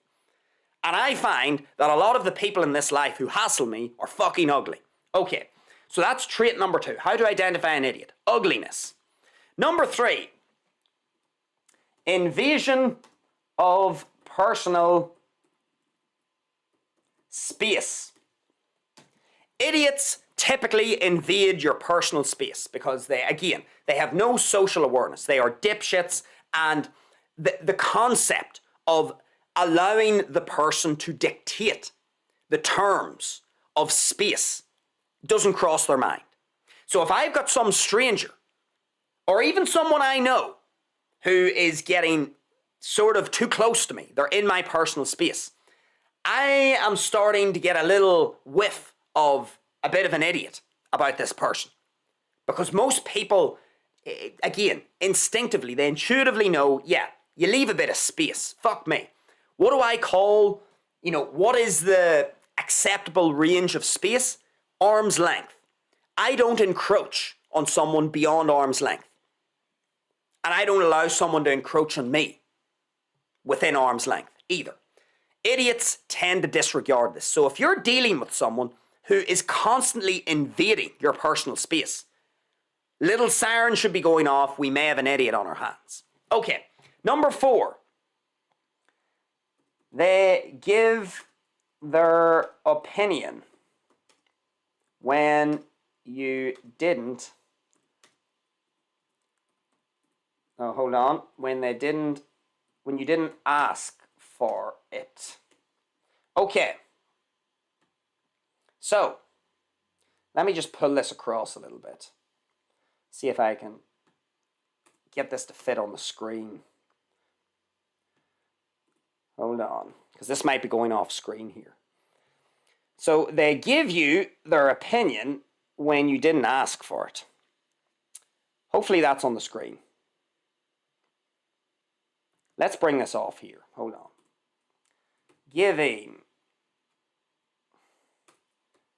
Giving their opinion when you didn't ask for it. Okay, that should fit on the screen. Okay, so 4th trait that identifies an idiot. They give you their opinion when you didn't ask for it. Keep an eye out for this one, folks. This is a good one. As I said to you earlier, I never give someone my opinion unless they ask me for it. I don't comment on people's physical appearance. I don't comment on their musical talents, their sporting talents. I don't comment on their job. I don't comment on anybody unless they ask me to. Very basic rule of thumb for me. So whenever I see other people giving me their opinions when I didn't ask them for their opinions, that immediately makes me go, right, why is this person imposing their worldview on me? Why are they trying to shove their narrative down my throat? This person might be an idiot. I'm not saying, remember folks, we're looking for clusters. We're not just looking to pick one of these traits and say, yes, This person gave me their opinion when I didn't ask for it. They must be an idiot. No, you're going to have to see clusters of these traits. One trait isn't enough because there might be some other reason as to why they've done that. But if you're seeing, 2, 3, 4, 5 of these different traits clustered together, you probably have an idiot on your hands. So, when people give you their opinion without you asking for it, again, that always raises a red flag with me because it highlights a sort of an impulsiveness, a lack of an ability to actually control themselves. They feel like they're trying to dictate what it is that I think about the world. They want me to think how they think. Nonsense. That's what an idiot often does. They're giving you an opinion when you didn't ask for it. Okay. Number 5. What was number 5? Yes. They making assumptions about you. So, 5th trait of an idiot. They make an assumption about you, or they make assumptions about you. They don't know you that well, you're basically a stranger to them, yet somehow they have this fucking crystal clear picture of who it is that you are and what it is you stand for. Yeah, idiots tend to jump to conclusions, in other words. They will jump to conclusions, they will make assumptions. They will use their first impression of you to form their entire conclusion of you. That is what a dipshit does. That's what a stupid person does. That's what an idiot does. So whenever I hear people making assumptions about me, or I hear them making assumptions about other people while I'm listening, again, I'm looking out for clusters of other traits to confirm or reject the idea if this person's an idiot. Okay. Number 6. Accusing you of things. Or accusing you of something, I should say. Again, idiots have a tendency to accuse you of things without any logic, without any tangible evidence to back it up. Again, all you have to do is look at the pandemic. A lot of this stuff can be very applicable to the pandemic. And even with drunk people, as we've already talked about. But yes, idiots tend to make accusations. And we all know what an accusation is. It's not proof of anything. It's just their opinion. It's their own interpretation. But they use it in a way so that they are tarnishing you with some negative trait, with some negative quality. Because that's what an accusation is. When you're accused of something, you're not normally accused of something positive. You're normally accused of something negative. So when they're accusing you of something, they are tarnishing you with some sort of a negative quality. And then you have to ask yourself, well, who is this person? Does this person even know me? No, they're a fucking stranger. Yet they're accusing me of something. They don't even know who I am. So again, look out for assumptions, look out for accusations. They are good ways to tease apart who's worthy of your time and who's an idiot and not worthy of your time. All right. And then the 7th and final trait that we can use to identify an idiot. They interrogate you in public. Okay, so this was the one we most recently talked about. Again, idiots, their ability to understand social dynamics are very poor. Very poor ability to understand social dynamics. So we all know, folks, that if we have a conflict with someone, the best way to deal with the conflict is not out in public so that the entire world can be a spectator as to what's happening. That's only going to cause escalation. That's only going to cause a whole bunch of status defense mechanisms to kick in. That's only going to cause voices to get raised. That's only going to cause more aggressive posturing and more unpleasant words and verbals in general. If we have a problem with someone, you obviously want to deal with that conflict behind closed doors. You don't want to do it in public. You don't air your dirty laundry in public. That goes without saying. But what do idiots do? Idiots completely disregard this. Idiots will have an argument, or they will berate you, or they will shout at you in public, or they will talk badly of someone in public. They'll be throwing insults at you, insults at other people. They will be wanting to have a confrontation here and now in public. That is what an idiot does. Idiots do this. And again, that's a good way. It's another one of those traits that we can just use to raise a little red flag that's worthy of more investigation. If you're seeing someone interrogate you in public, if you're on the receiving end of a public interrogation, and you're seeing 2 or 3 of these other traits slot in behind the public interrogation, you probably have an idiot on your hands. Okay, so that is traits for how to identify an idiot. Or traits for, I should maybe change that. Traits for identifying. Maybe I'll change that to help identify an idiot. There we go. So, those are your traits to help identify an idiot. Remember, folks, if we're going to deal with idiots, if we're going to figure out, like, how do we deal with an idiot? That's what we're going to come on to now. But in order to deal with an idiot, you must first understand how to identify an idiot. If you don't know what you're looking at, you'll never be able to conjure a strategy for how to deal with the thing that's presenting a problem in your life.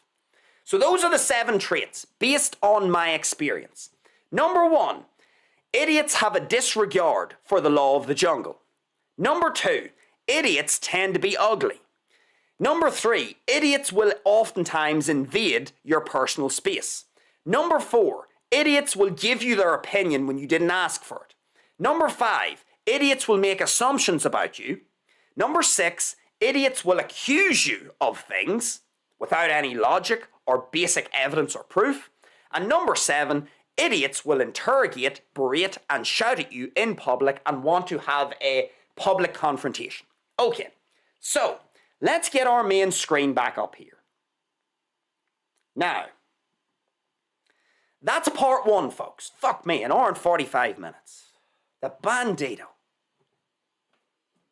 The Bandido knows how to talk about idiots. Now, I know you might say, it takes an idiot to know an idiot. Or, it takes an idiot to know one. You may be saying the Bandido's such an idiot that he's able to identify all of these traits himself. Perhaps you're true. The Bandido has had some idiotic moments in his life, no question. What did I say to you? I used to interrogate people in public. Absolutely. I used to give people my opinion when they didn't ask for it. No question. What else did I do on the list? For a little while, I used to ignore the law of the jungle. Believe it or not, folks, I'm only 5'7". I'm a fucking dwarf. There was a time in my life where I used to pick fights with bigger people. And I am lucky that I didn't get my fucking, bollocks blown off. I didn't get my head knocked in. I used to pick fights. I used to ignore the law of the jungle. And I was lucky that some big fucking behemoth didn't come and just take my head off. So, I have definitely been an idiot at times. Totally stupid behavior. So I am drawing from some personal experience here. But I'm also drawing from experience that I'm observing in other people. Okay, now, once we have identified an idiot, the big question now is, how do we deal with the idiot that's now on our hands? So we've now identified the idiot. What are we going to do now? What's the best thing to do? Okay, well, I'm going to give you 4 strategies for how to deal with an idiot when you have identified the idiot. First thing you must do is identify the idiot. Once you've identified an idiot, you can use one of these 4 strategies. These are the strategies that I use. Now, normally, folks, when you get good at this, and I've got good, I have to say, because I really value my time.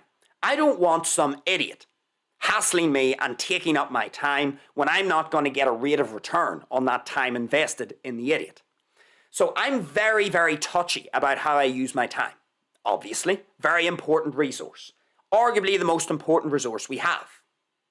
So, when I identify an idiot, when I have, went down through these traits, and let's say I have identified a cluster of these traits, 3 or 4 of these traits that I'm seeing in someone, I'm pretty confident that I have an idiot on my hands.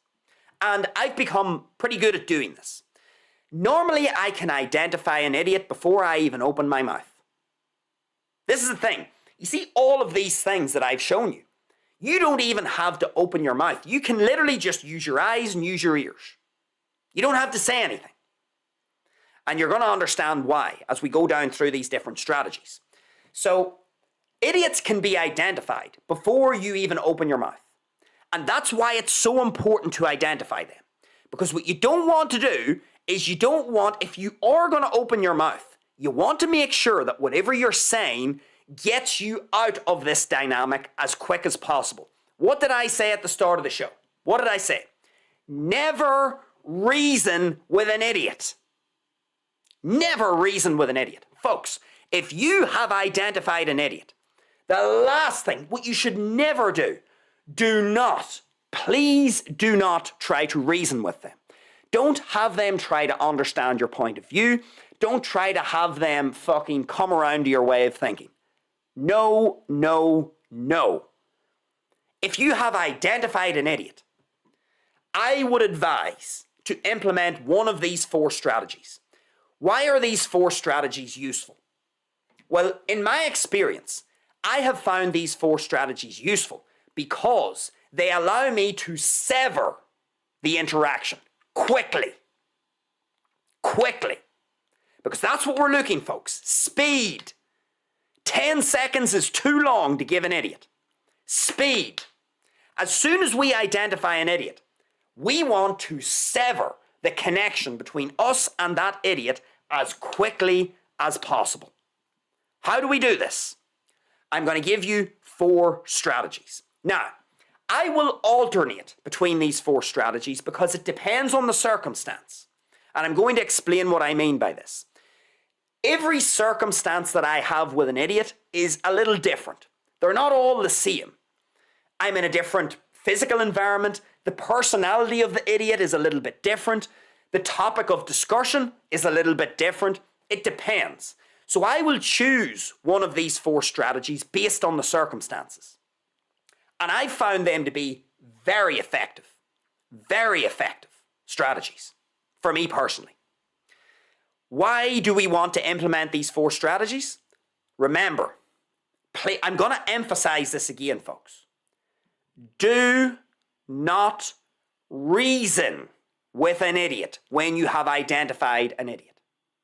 Now look, if you aren't very good at identifying idiots, then yes, you're going to end up talking to people and maybe only 10 minutes into the discussion will you realize, fuck, this person's an idiot.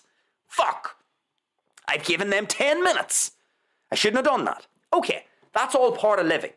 As I've said, I can now identify an idiot before I even open my mouth. Before a dialogue has even been set up, I can normally spot an idiot. So I'm not giving fucking 10 minutes of a discussion before I figure out, oh, Jesus, this person's an idiot. No, I can figure it out very quickly. Once I've identified an idiot, never reason with them. Never try to have a reasonable discussion with them. They aren't reasonable people. They are idiots, folks. Fuck me. When you identify an idiot, they're not reasonable. They're an unusual person. They are going to absorb your time, your energy, and attention. They're going to take from you, and you're not going to get anything in return. Unidirectional flow of benefit, away from you towards them. Don't allow that to happen. Don't allow the unidirectional flow of benefit to be established. Sever it as quickly as possible. Okay, so 4 strategies, folks, for dealing with an idiot when you have identified said idiot. Strategy number 1. This is the best strategy, folks. If you can implement this first strategy, please do it. And you know what it is? Ignore them. Ignore them.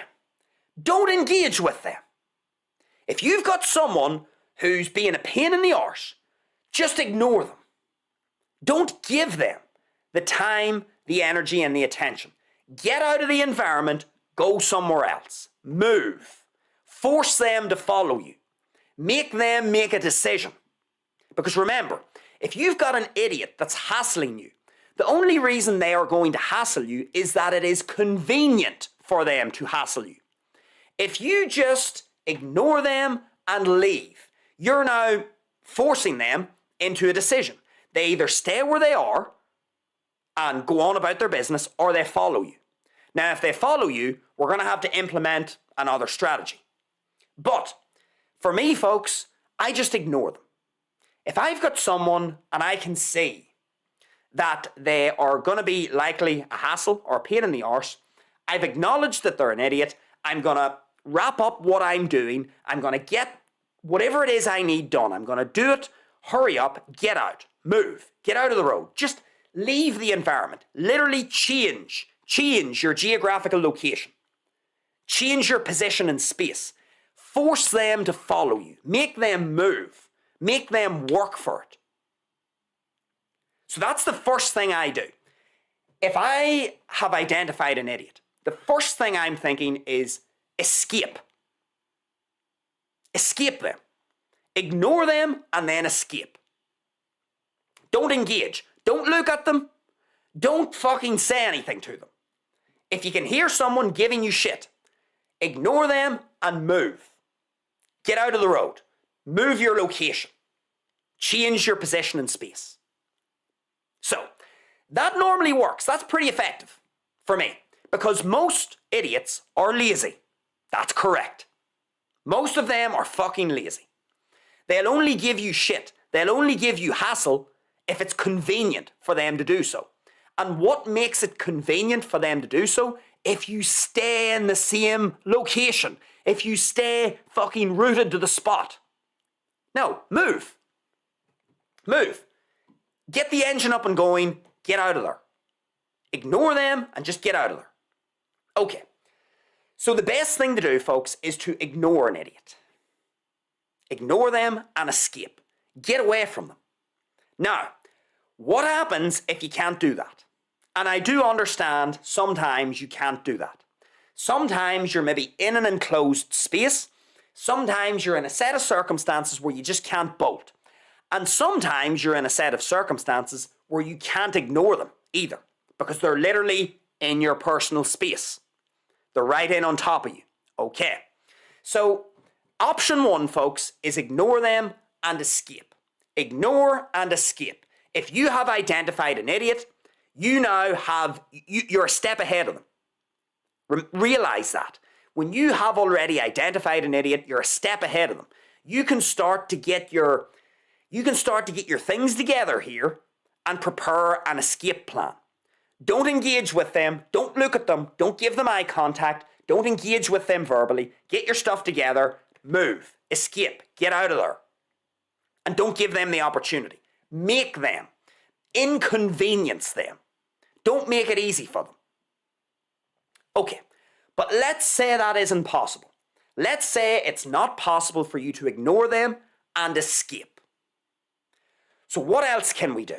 Okay, the second thing we can do is, and people struggle with this, believe it or not, but it's extremely effective.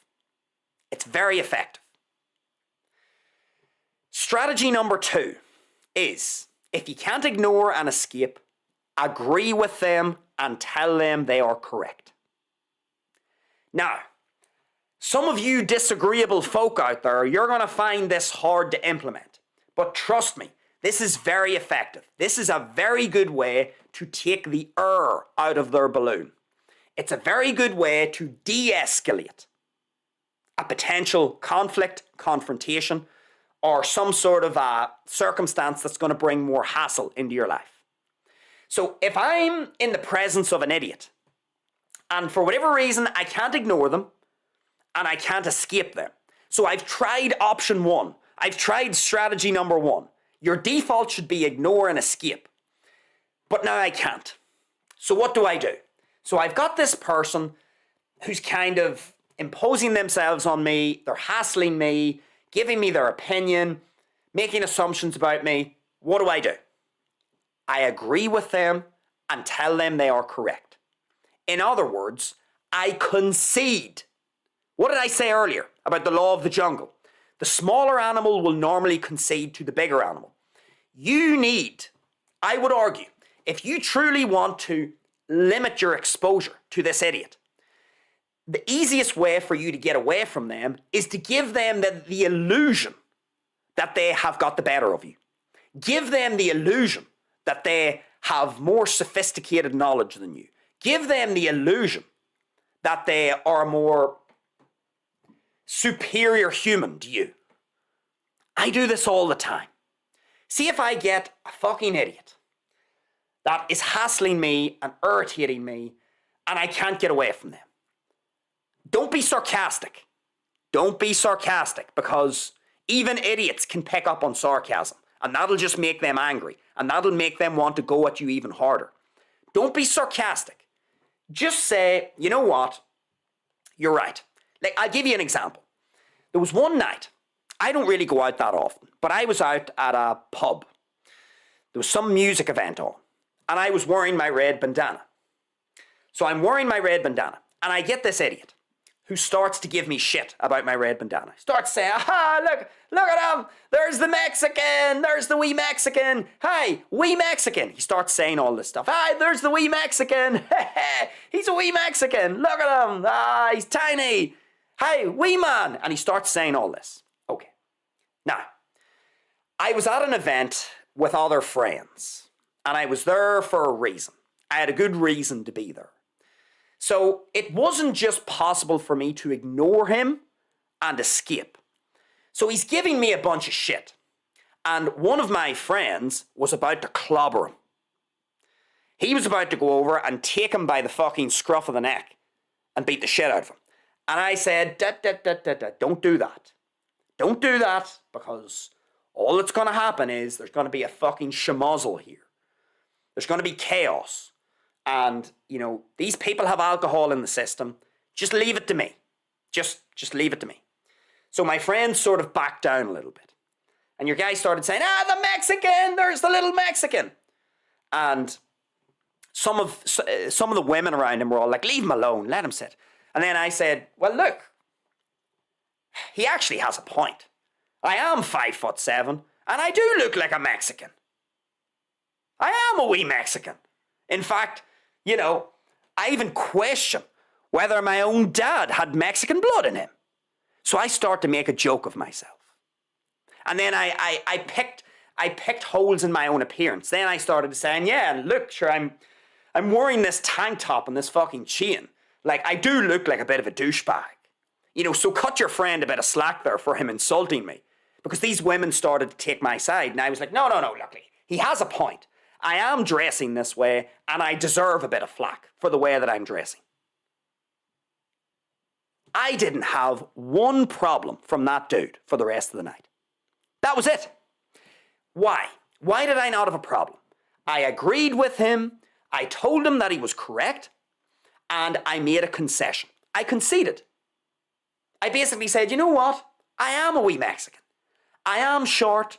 I do dress in a way that looks a little bit odd. I am a little minion. You know what? You're actually right. There's nothing really that you're saying that's wrong. So, oh well, such is life. This is the hand I was dealt. This is the best I can do. You see, once I said that to this dude, he went back into his chair and he started, I could literally see him. He was like puffing his chest out. He felt great about himself. You know, he felt like he had got the one up on me. Now, obviously, this dude was an idiot. Fat, ugly, fucking opinionated, making assumptions. You know, like, how many boxes are we ticking here? And incidentally, I would have beat the shit out of him as well. Like, I was his physical superior. I would have beat the shit out of him. He's like literally checking 5 of the traits of an idiot. So I could see, before I even opened my mouth, I could see he's an idiot. Not only is he an idiot, but he's an idiot with alcohol in the system. My friend wanted to throttle him. I said, no, let it sit. Let me deal with this. So I agree with him. I basically take status away from myself. I sort of make a joke of my own appearance. And that was all this dude needed. He was happy as a pig in shite. He got his moment. He felt good. The women sort of had a wee bit of a laugh. They could kind of see that, they could see what I was doing. The women were sort of tuned in. They could see it was like, yeah, let's just de-escalate this. There's no need for this to blow up into something that it doesn't need to blow up in that way. Great. So there's a perfect example. And remember, that's someone with fucking alcohol in the system. It's even trickier when you've got alcohol in the system or drugs. But it worked a treat. I could give you a whole bunch more examples like this. People who are starting to hassle me, give me shit, I just agree with them. Tell them they're right. Don't be sarcastic. I'm going to reiterate that. Don't say they're right with sarcastic undertones. That will piss them off. And it's very likely to get them to escalate and be more aggressive and be more of a pain in your arse. So, if you can't ignore and escape, agree, tell them they're right, and concede. Take a bit of status away from yourself. Make a joke of yourself. You don't have to degrade yourself. You don't have to go too far. You don't have to fucking, grovel at his feet and kiss his toes. You don't have to do that. You just have to tactfully agree, make a bit of a light joke of yourself, acknowledge the fact that you're not perfect, acknowledge that he has a point. Normally works. Normally works. Okay, so if you can't ignore and escape, agree and tell them they're right. That is normally good enough to get an idiot off your back. Okay, now let's go through a couple more options here, 2 more options. So again, if you can't ignore them and you can't escape, because that's the ideal thing to do, if you can't ignore the idiot and escape them, here's another strategy that I've used that's been highly effective. Highly effective. So if I have identified an idiot, and I'll actually give you a recent example of this. So remember I said about I like to use the disabled toilets out in public. And I have my reasons for doing this. It's more a safety measure. It's just more secure. So recently I used a disabled toilet in a shop. And whenever I left the disabled toilet, there were a couple of people there and they were sort of blocking my exit. And they started to give me a bit of shit. They were like, yeah, we saw you going into that toilet and we've seen you going into this toilet before. And it's like, fuck me, it's like surveillance. We've seen you going in there before and you're not disabled. This is for disabled people only. Man and a woman. Okay, so I sort of looked at the circumstance. They were kind of blocking my path out of the sort of little entry away from the toilets. So I didn't want to ignore them and I didn't want to just like boulder past them because that might have got me in trouble doing that. That might have come across aggressive. So I looked at the circumstance and I thought, what should I do here? Idiots. 2 idiots, by the way. I could see immediately. They were basically interrogating me in public, making assumptions about who I am, giving me their opinion when I didn't ask for it, and they were both ugly as fuck. So again, boom, we have cluster of 4. Again, law of the jungle. I could have beaten the shit out of both of them if I needed to. Fucking weaklings, just pathetic humans. Anyway, cluster of 5. 5 traits identified. So, I knew I had an idiot. I had a couple of idiots on my hands. So what do? Do I agree with them and tell them they're right? I could have done that, but that was going to require that was probably going to take 20 or 30 seconds, basically. Now, whenever I was in the pub, I was happy to do that because I was going to be spending probably another couple of hours in the pub. So that circumstance in the pub was a little bit different. I knew I was going to be in there for a couple of hours, and it was likely that this dude who was giving me shit about the red bandana and looking like a Mexican, it was likely that this dude was going to keep doing this because I was going to be in the same space as him. The disabled toilet incident was slightly different. I wasn't going to be in this shop for the next 2 hours. So I sort of looked at the circumstance and went, could I be arsed talking to these people for 20 or 30 seconds? telling them they're right, telling them that, they've got a good point. I'm actually not disabled. Oh, I'm sorry, I won't do that again. That's going to take 20 or 30 seconds. And then they're going to go back and forth. And I thought, fuck, this could take a minute. 10 seconds is too long with idiots. So what did I do? I implemented strategy number 3, which is talk in a different language. So folks, I speak Spanish. And you don't even need to speak a language to do this. Make up a language.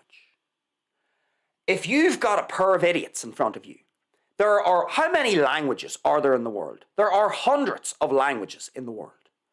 Start making noises. Now, I use Spanish. So whenever I came out of this disabled toilet, I kind of look Spanish. I kind of look like a Mexican. So these people sort of gave me shit for about, 5 to 10 seconds, telling me off. And I sort of looked at this and went, you know what? Fuck it. I'm going to pretend that I'm a fucking tourist or foreigner here. So I started speaking in Spanish. Pues, lo siento, pero no entiendo lo que me estáis diciendo. No puedo entender lo que me estáis diciendo. I start speaking in Spanish. And immediately they were like, fucking pointless. This dude doesn't understand us. And then I just walked out past them. Wonderful. It took about 5 seconds. I just started to mutter some Spanish. And they just thought, he's a foreigner, fuck it. He doesn't understand anything. Fucking foreigner. On I went. Easy. Severed within about 5 seconds. They give me shit for about 5 seconds, and then I spent about 5 seconds talking, 10 seconds done, in under the 10-second barrier. Great. So, strategy number 3 is talk a different language. Or make up a language. I don't know. Fucking make something up. Most of these idiots, they're none the wiser. So just make it up. Put on a bit of an accent. Practice it at home for a little bit. If you can't speak another language, just, or even learn a few phrases of another language and just say them to the person. So, if you feel a bit too uncomfortable just making up noises and words, learn a few basic phrases. You don't have to learn the language. Just learn a few phrases. Me llamo Mateo y no puedo hablar inglés. My name is Matthew and I can't speak fucking English. Make it up. Just make up a couple of phrases in your spare time in a language. Go to some translator on Google and just put in a phrase that takes about 5 seconds to say.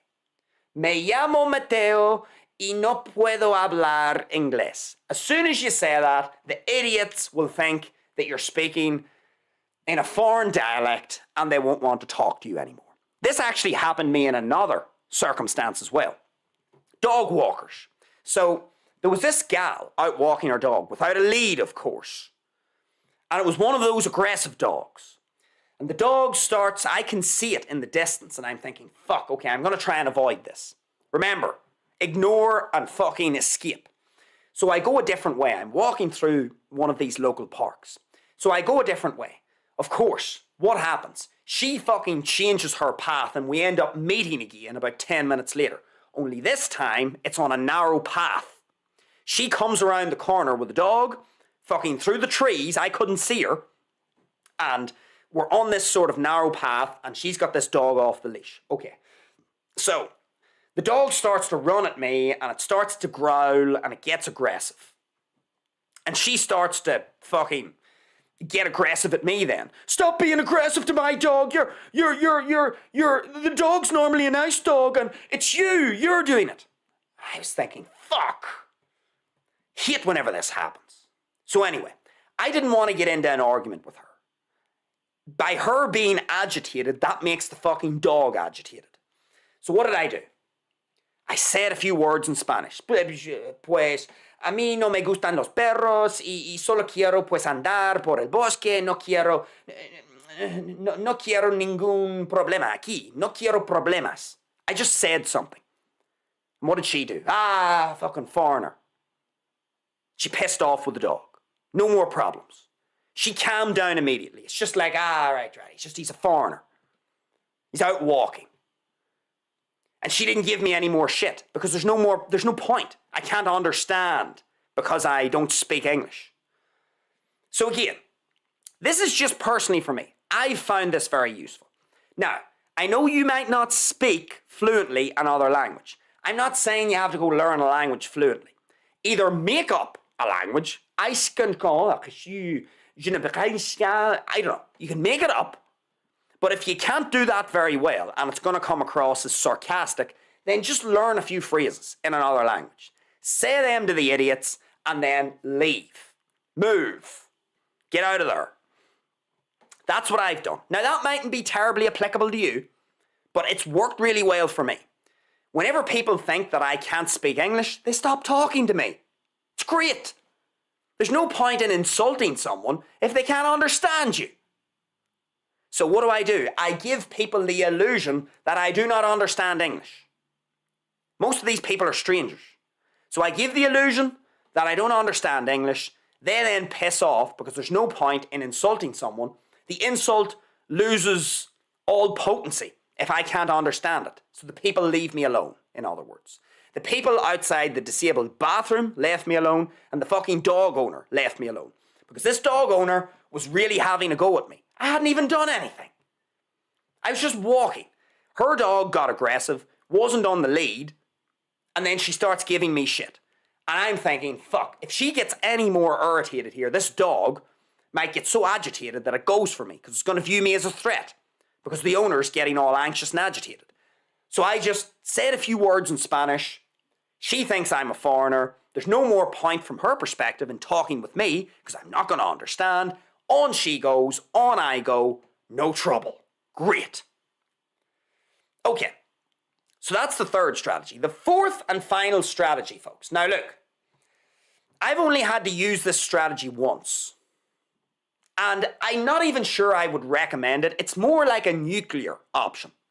If everything else fails, which, to be quite honest with you, I've never really had a circumstance where those other three strategies have all failed. But I do remember using this last strategy once. Once I've used it. And you know what it is? You see the person who's giving you shit? Tell them to call the police. Because you see, most idiots, folks, they have no logic and no evidence for what it is that they're giving you shit about. It's just they're idiots.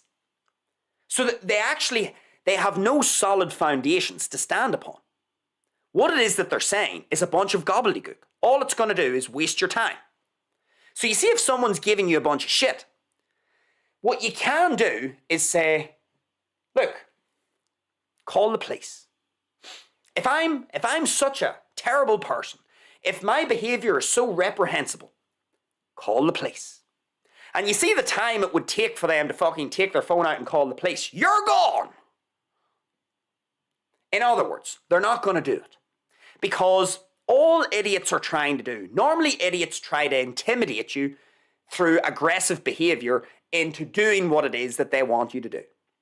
That's normally how idiots work. They're intimidating, use aggressive tactics, and they try to aggressively persuade you to see the world the way they see it, to get you to behave in the way that they want you to behave. They have no legal right to do any of this. You aren't breaking any laws, but they would make you believe that you are breaking a law. So you see, if everything else fails, just say to them, call the police. Call the police. You're not a policeman. You're not a policewoman. If you're so aggrieved at what's happening, call the police. They are the enforcers of the world. And I'll talk to the police. And you'll have to talk to the police too. Do you think the idiot is going to want to talk to the police if they are making a whole bunch of assumptions and accusations and they have no basis to what it is that they're saying to you? No, they're not. The police will laugh at them. Fucking waste of time. Let me give you a good example of this that's happened to me in the past. So, You know the way sometimes you can have these little play parks. You know the way for kids where you have swings and you have all of these like bars that the kids can use, and you've these sort of obstacles, these nets that they can climb. They've got trampolines that they can bounce on, all this sort of stuff. Well, there's one of these local play parks in my area. Now, you see, whenever there are children and parents in the play park, I don't go into the play park, obviously, because it's just going to draw the unnecessary irritation of the parents. Parents will get irritated if I'm in that park, you know, doing my pull-ups, doing my dips. People think it's weird. People conjure this idea that you're a weirdo, etc., etc. Right, okay. So I just avoid those play parks whenever there are a whole bunch of kids in them. Okay, so what happened though? Whenever I do go to these play parks, I normally go at times when there's nobody in them. And you see, if somebody arrives, I'll leave. Like, I am reasonable. I'm a reasonable man. So if somebody arrives with their kids, I'll tend to leave. I'll finish up what I'm doing, I'll do the last few pull-ups, the last few dips, and then I'll get out of there. Because I just don't want any hassle. Now, here's what happened. It was on a Sunday morning at around 8 o'clock in the morning. Dead as doornails in the local park. There was nobody in the local park. So I'm out for my walk, getting some fresh air. The park is in among the trees. It's a lovely area. So I see the park is empty, and I think to myself, okay, there's some really cool equipment in the park. You know, you've got some great bars that you can climb, that you can swing from, that you can do pull-ups on, some really nice improvised dip stations. You know, you've got a wee trampoline that you can do your warm-up on. It's good stuff. So I like to go into these play parks because some of the apparatus, some of the exercise equipment is fantastic. It's great for calisthenics. So anyway, Sunday morning, there's normally nobody. Nobody's in the park on a Sunday morning. So I see this. I go into the park and I start to do my exercise. Then, so I suppose we could say it was like a walking group on a Sunday morning. And there were like 5 oldish women. Sort of, they looked like they were in their 60s. No children, just like a little mini walking group. 5 older women. And they had these coordinated tops on. They didn't work for the park, they were just out for a walk. So I'm in the play park doing my stuff. You know, I'm doing my exercises, I'm sort of swinging from the bars, getting a really good workout done. It's excellent, really good. Remember, there's nobody in the park. No kids, no parents, no nobody. So the car park is right beside this little playground. And these women obviously had finished their walk and they were getting ready to go into their cars, but I could see them staring at me. You know, as I was doing the exercise, I could see, fuck me, what are these people? Do I know some of these people? Like, who are they? They're kind of staring at me, and I can hear them muttering. You know, I can hear that they are deliberately sort of lowering their voices. So I sort of make the inference that they're talking about me. So, I ignore them. What did I say? Rule number 1, ignore them. I didn't ask them, I didn't look at them. I could just see out of the corner of my eye and I could hear. So I just ignored them. I continued on with my exercise, and if someone had have come in with their children or whatever, I would have left. No problem. So, what happens? 2 of these women come up to the fence and they stand there staring at me and they say, excuse me, this is a park for the kids. And I said, okay, well, where does it say that? Well, because there's a sign and it doesn't say that it's a play park for kids. It just says it's a play park. So I said, like, right, well, is it for kids? Well, you shouldn't be in there.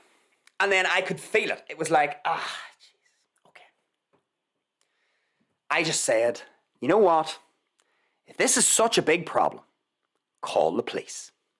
And I just went back to my exercise. Now, I made the initial mistake of engaging with them. So what I should have done was I should have just ignored them. But I was going back down and I was going to my little dip station and they were staring there, and then they said to me, this is a kids park, you're not supposed to be in there. And, I was looking and I was thinking, well, do I agree with them? Because if I agree with them, then, that implies that I should be leaving. That implies that I'm in the wrong. I'm not really in the wrong, and I want to do my exercise. I want to do my workout. There's nobody here. The entire area is empty. It's only these women who are out walking. You shouldn't be in the park. And then I said what I said. I said, well, where does it say it's for kids only? It's 8 o'clock in the morning. There's nobody here. Well, it doesn't matter. You shouldn't be in there. Fucking telling me what to do. Giving me their opinion when I didn't ask for it. And they're old fucking has-been mingers. Law of the jungle. So, idiots. But I should not have responded initially. I engaged with them. That was a mistake. I should not have done that. This was a few years ago. Shouldn't have done that. So I sort of started to defend myself. I was like, well, where does it say it's a kids park? Where does it say it's for kids only? Where does it say that, at 8 o'clock on a Sunday morning when there's nobody in here, I can't come in and, do a bit of exercise? If there are kids in here, I'll leave. But there are no kids in here. So what's the problem? You shouldn't be in here. Shouldn't be in here. Okay. I acknowledged my own error, I acknowledged my own mistake, and I thought, fuck me. This has already taken up 20 seconds of my time. I'm in the middle of a workout. This is what I was thinking. I was thinking, a bunch of old women here telling me what to do. What the fuck, mate? What am I doing? Why am I letting them tell me what to do? You know what? If you think it's such a problem, call the police. And I watched their faces.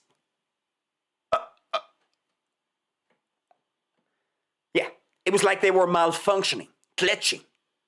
Because you know what? You want to tell me what to do? You want to be a pain in my arse? You want to be unreasonable? There's nobody in the park. No kids here, no nothing.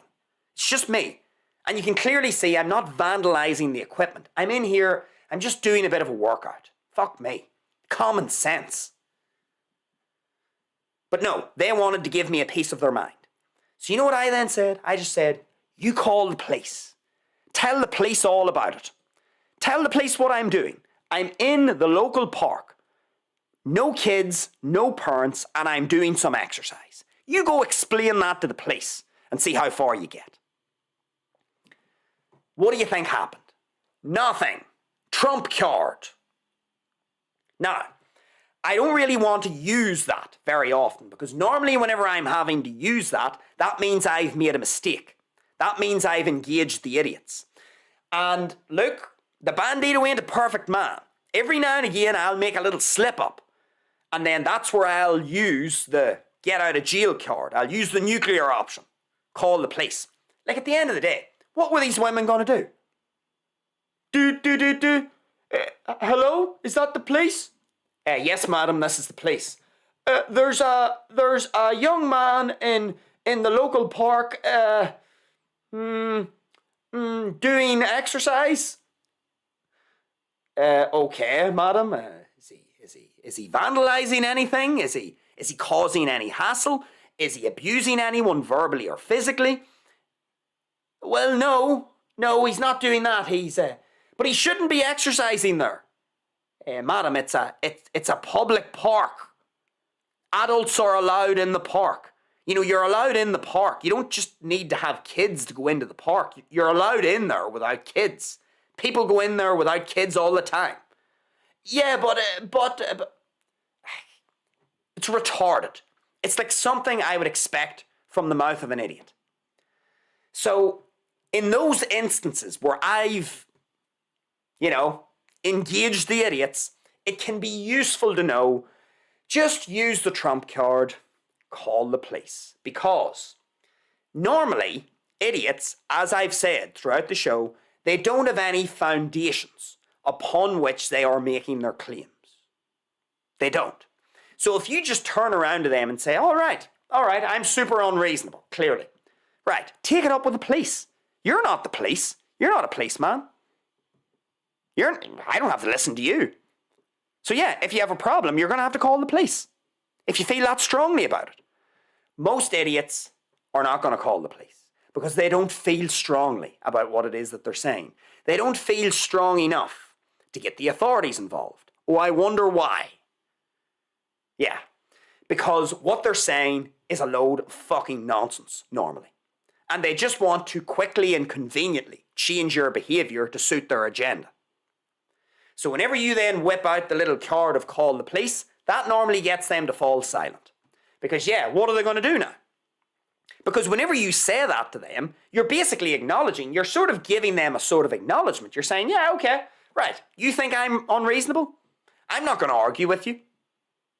I'm not legally obliged to even talk to you. So if you have a problem with me, I'm not breaking the law in my opinion. You must think I'm breaking the law. So if you think I'm breaking the law, then you call the police.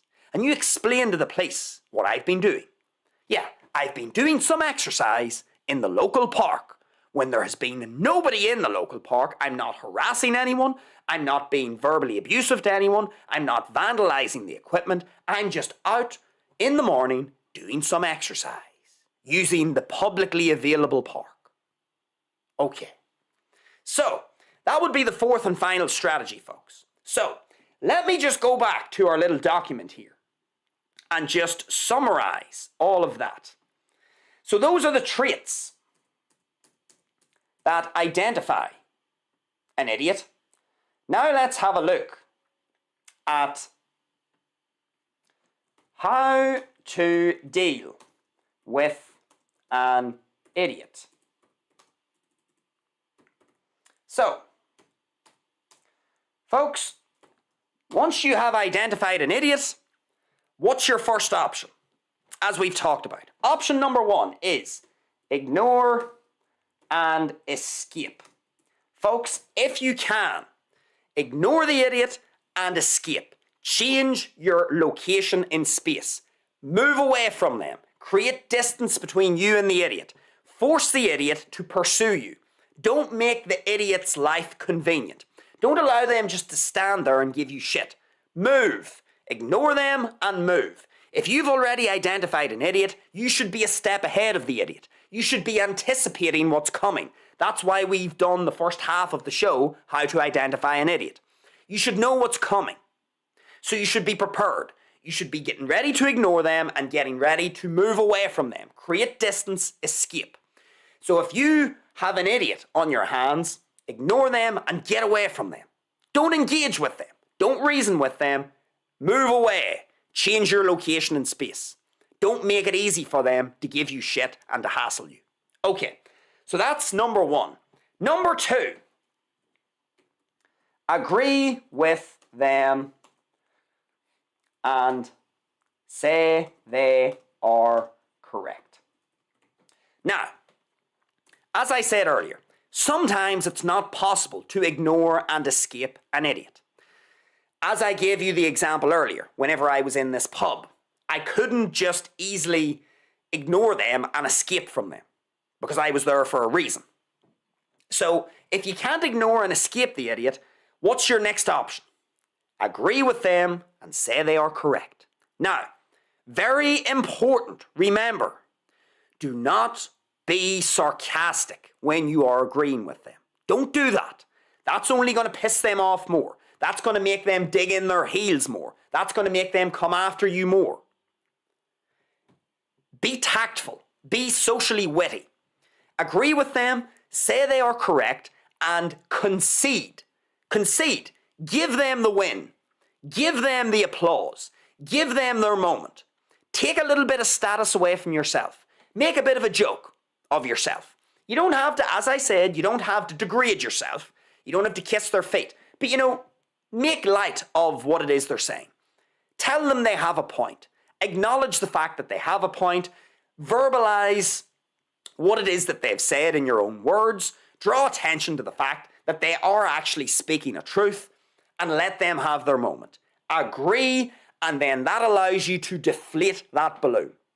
Once you give them their moment, most of the time they'll quit.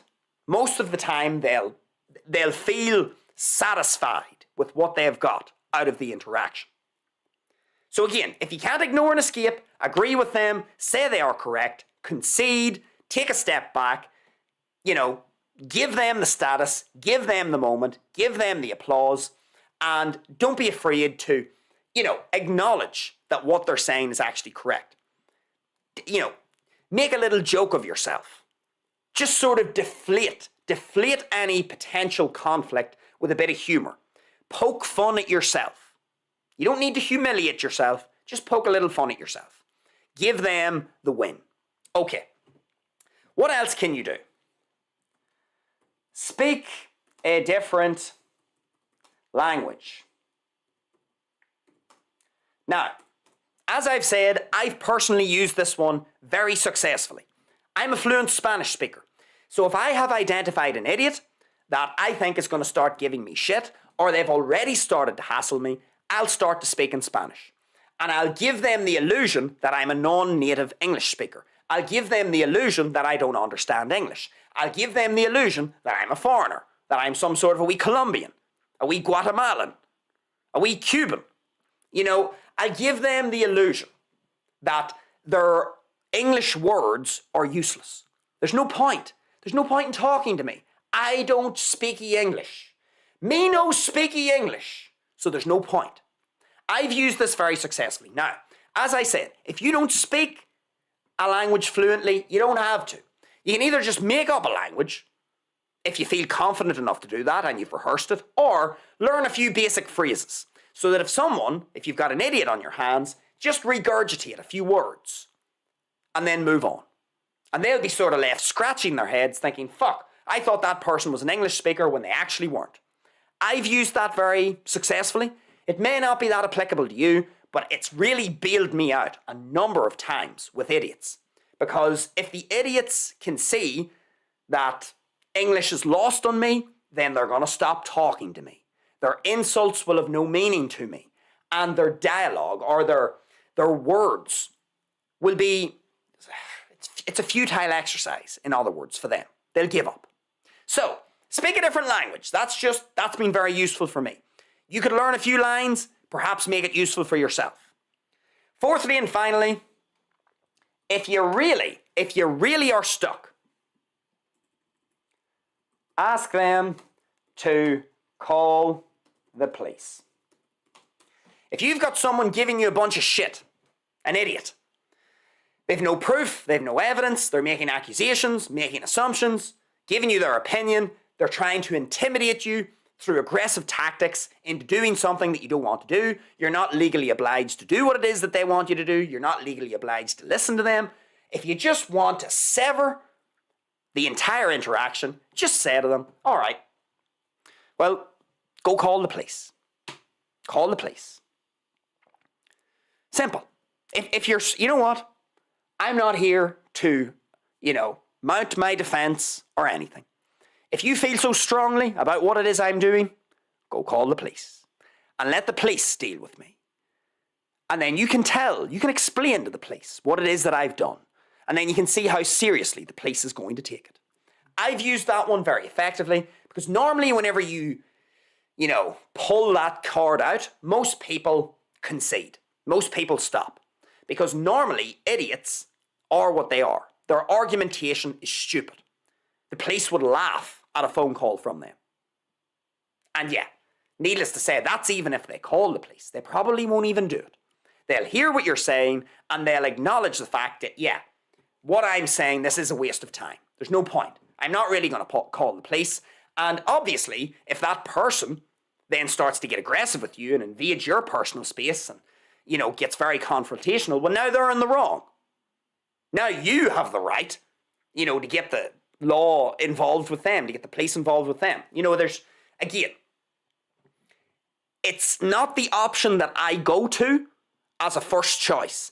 It's sort of one of those options that I'll use if I've made a mistake. What's the mistake? Engaging them in the first place. What did I say earlier? Never reason with an idiot. Don't try to explain yourself to them. Don't have them try to understand your point of view. Every now and again, it doesn't happen that often, but I will fall into that trap. And when I do that, after a couple of seconds, I realize and go, shit, shouldn't have done that. Fuck it, I need to get out of this interaction. So I'll just say to them, look. Maybe you're right, maybe you're wrong, I don't know. Call the police, let the police deal with it. They are the enforcers, not you or I. We aren't here to enforce the law on anyone. We're not qualified to do that. So if you feel so strongly about what I'm doing, call the police. Again, this was something similar during the pandemic. You know, there was a lady picked me up on my social distancing. And whatever mood I was in that day, I was obviously in a prickly mood.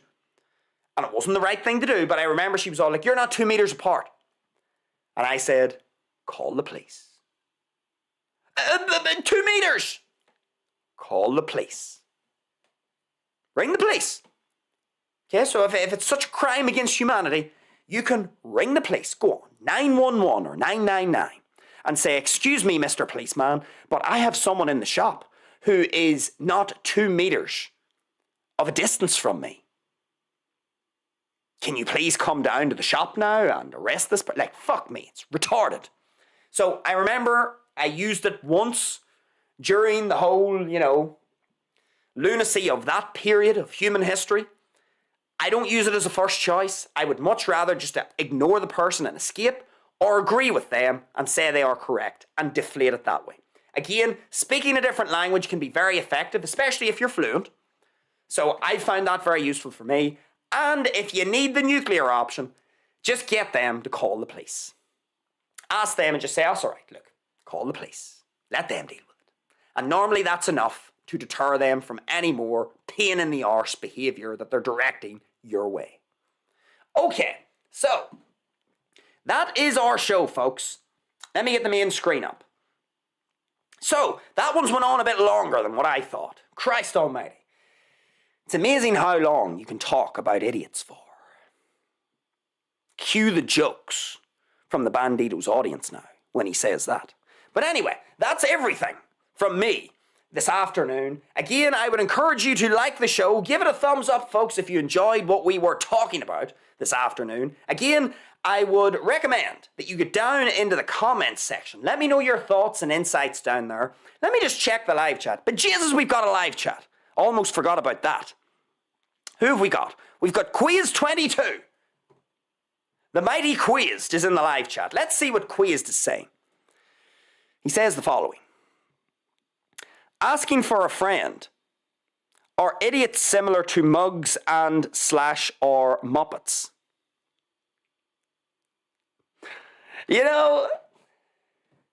I think I know what Quizzed22 is getting at here. He says, asking for a friend.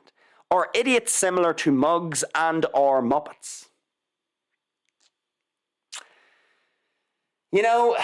All I can say, folks, is that there must be a bit of telepathy going on between Quiz22 and the Bandido. It's almost as if Quiz22 and the Bandido know one another. I know how I interpret that comment. I'll not ruin the surprise. I'll not ruin the mystery. I know what I think. And we do appreciate Quizzed getting down into the live chat. It's sort of a private joke, you could say. It wouldn't make sense if I were to explain it here on the live show. Wouldn't make sense at all. But we appreciate Quiz22 getting down into the live chat. We enjoy it, Quizzed, whenever you engage with the show. We like it in general when we have some engagement. Makes things more fun, folks. But anyway, if you're watching the show on the replay, get down into the comments section. Let me know what you think down there. And then finally, folks, if you like in general what we do here, Bandido Talks, then feel free to subscribe to the channel here on YouTube, Bandido Talks. This is episode 81 of our live shows. Loads of live content. Again, folks, the scrolling black banner below, you will see different addresses. You can head over to Rumble. Bandido Talks is also live. Over on Rumble, we've got over 40 live shows. Almost 50, actually. Almost 50 live shows over on Rumble.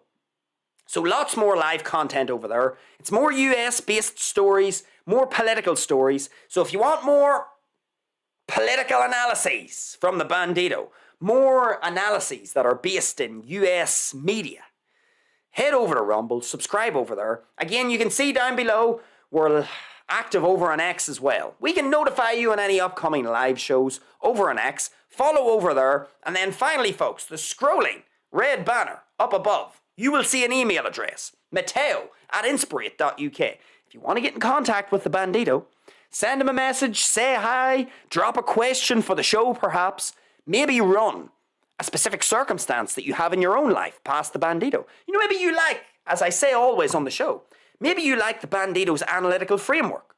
Maybe the Bandido could be of use to you for a particular challenge or problem that you may have in your own existence. If you want to get in contact with the Bandido, that is how you would do it. I always muck it up on the monitor. There it is there. Matteo@inspirit.uk. You can shoot me an email. Folks, that is everything from me. It's been a long show. My oh my. We've talked a lot about idiots today. But we're going to draw it to a close. You enjoy the rest of your afternoon. I'm going to enjoy mine. We're sort of coming into the evening now, actually. But with all of that said, it is over and out. This evening, here on YouTube, from the Bandido.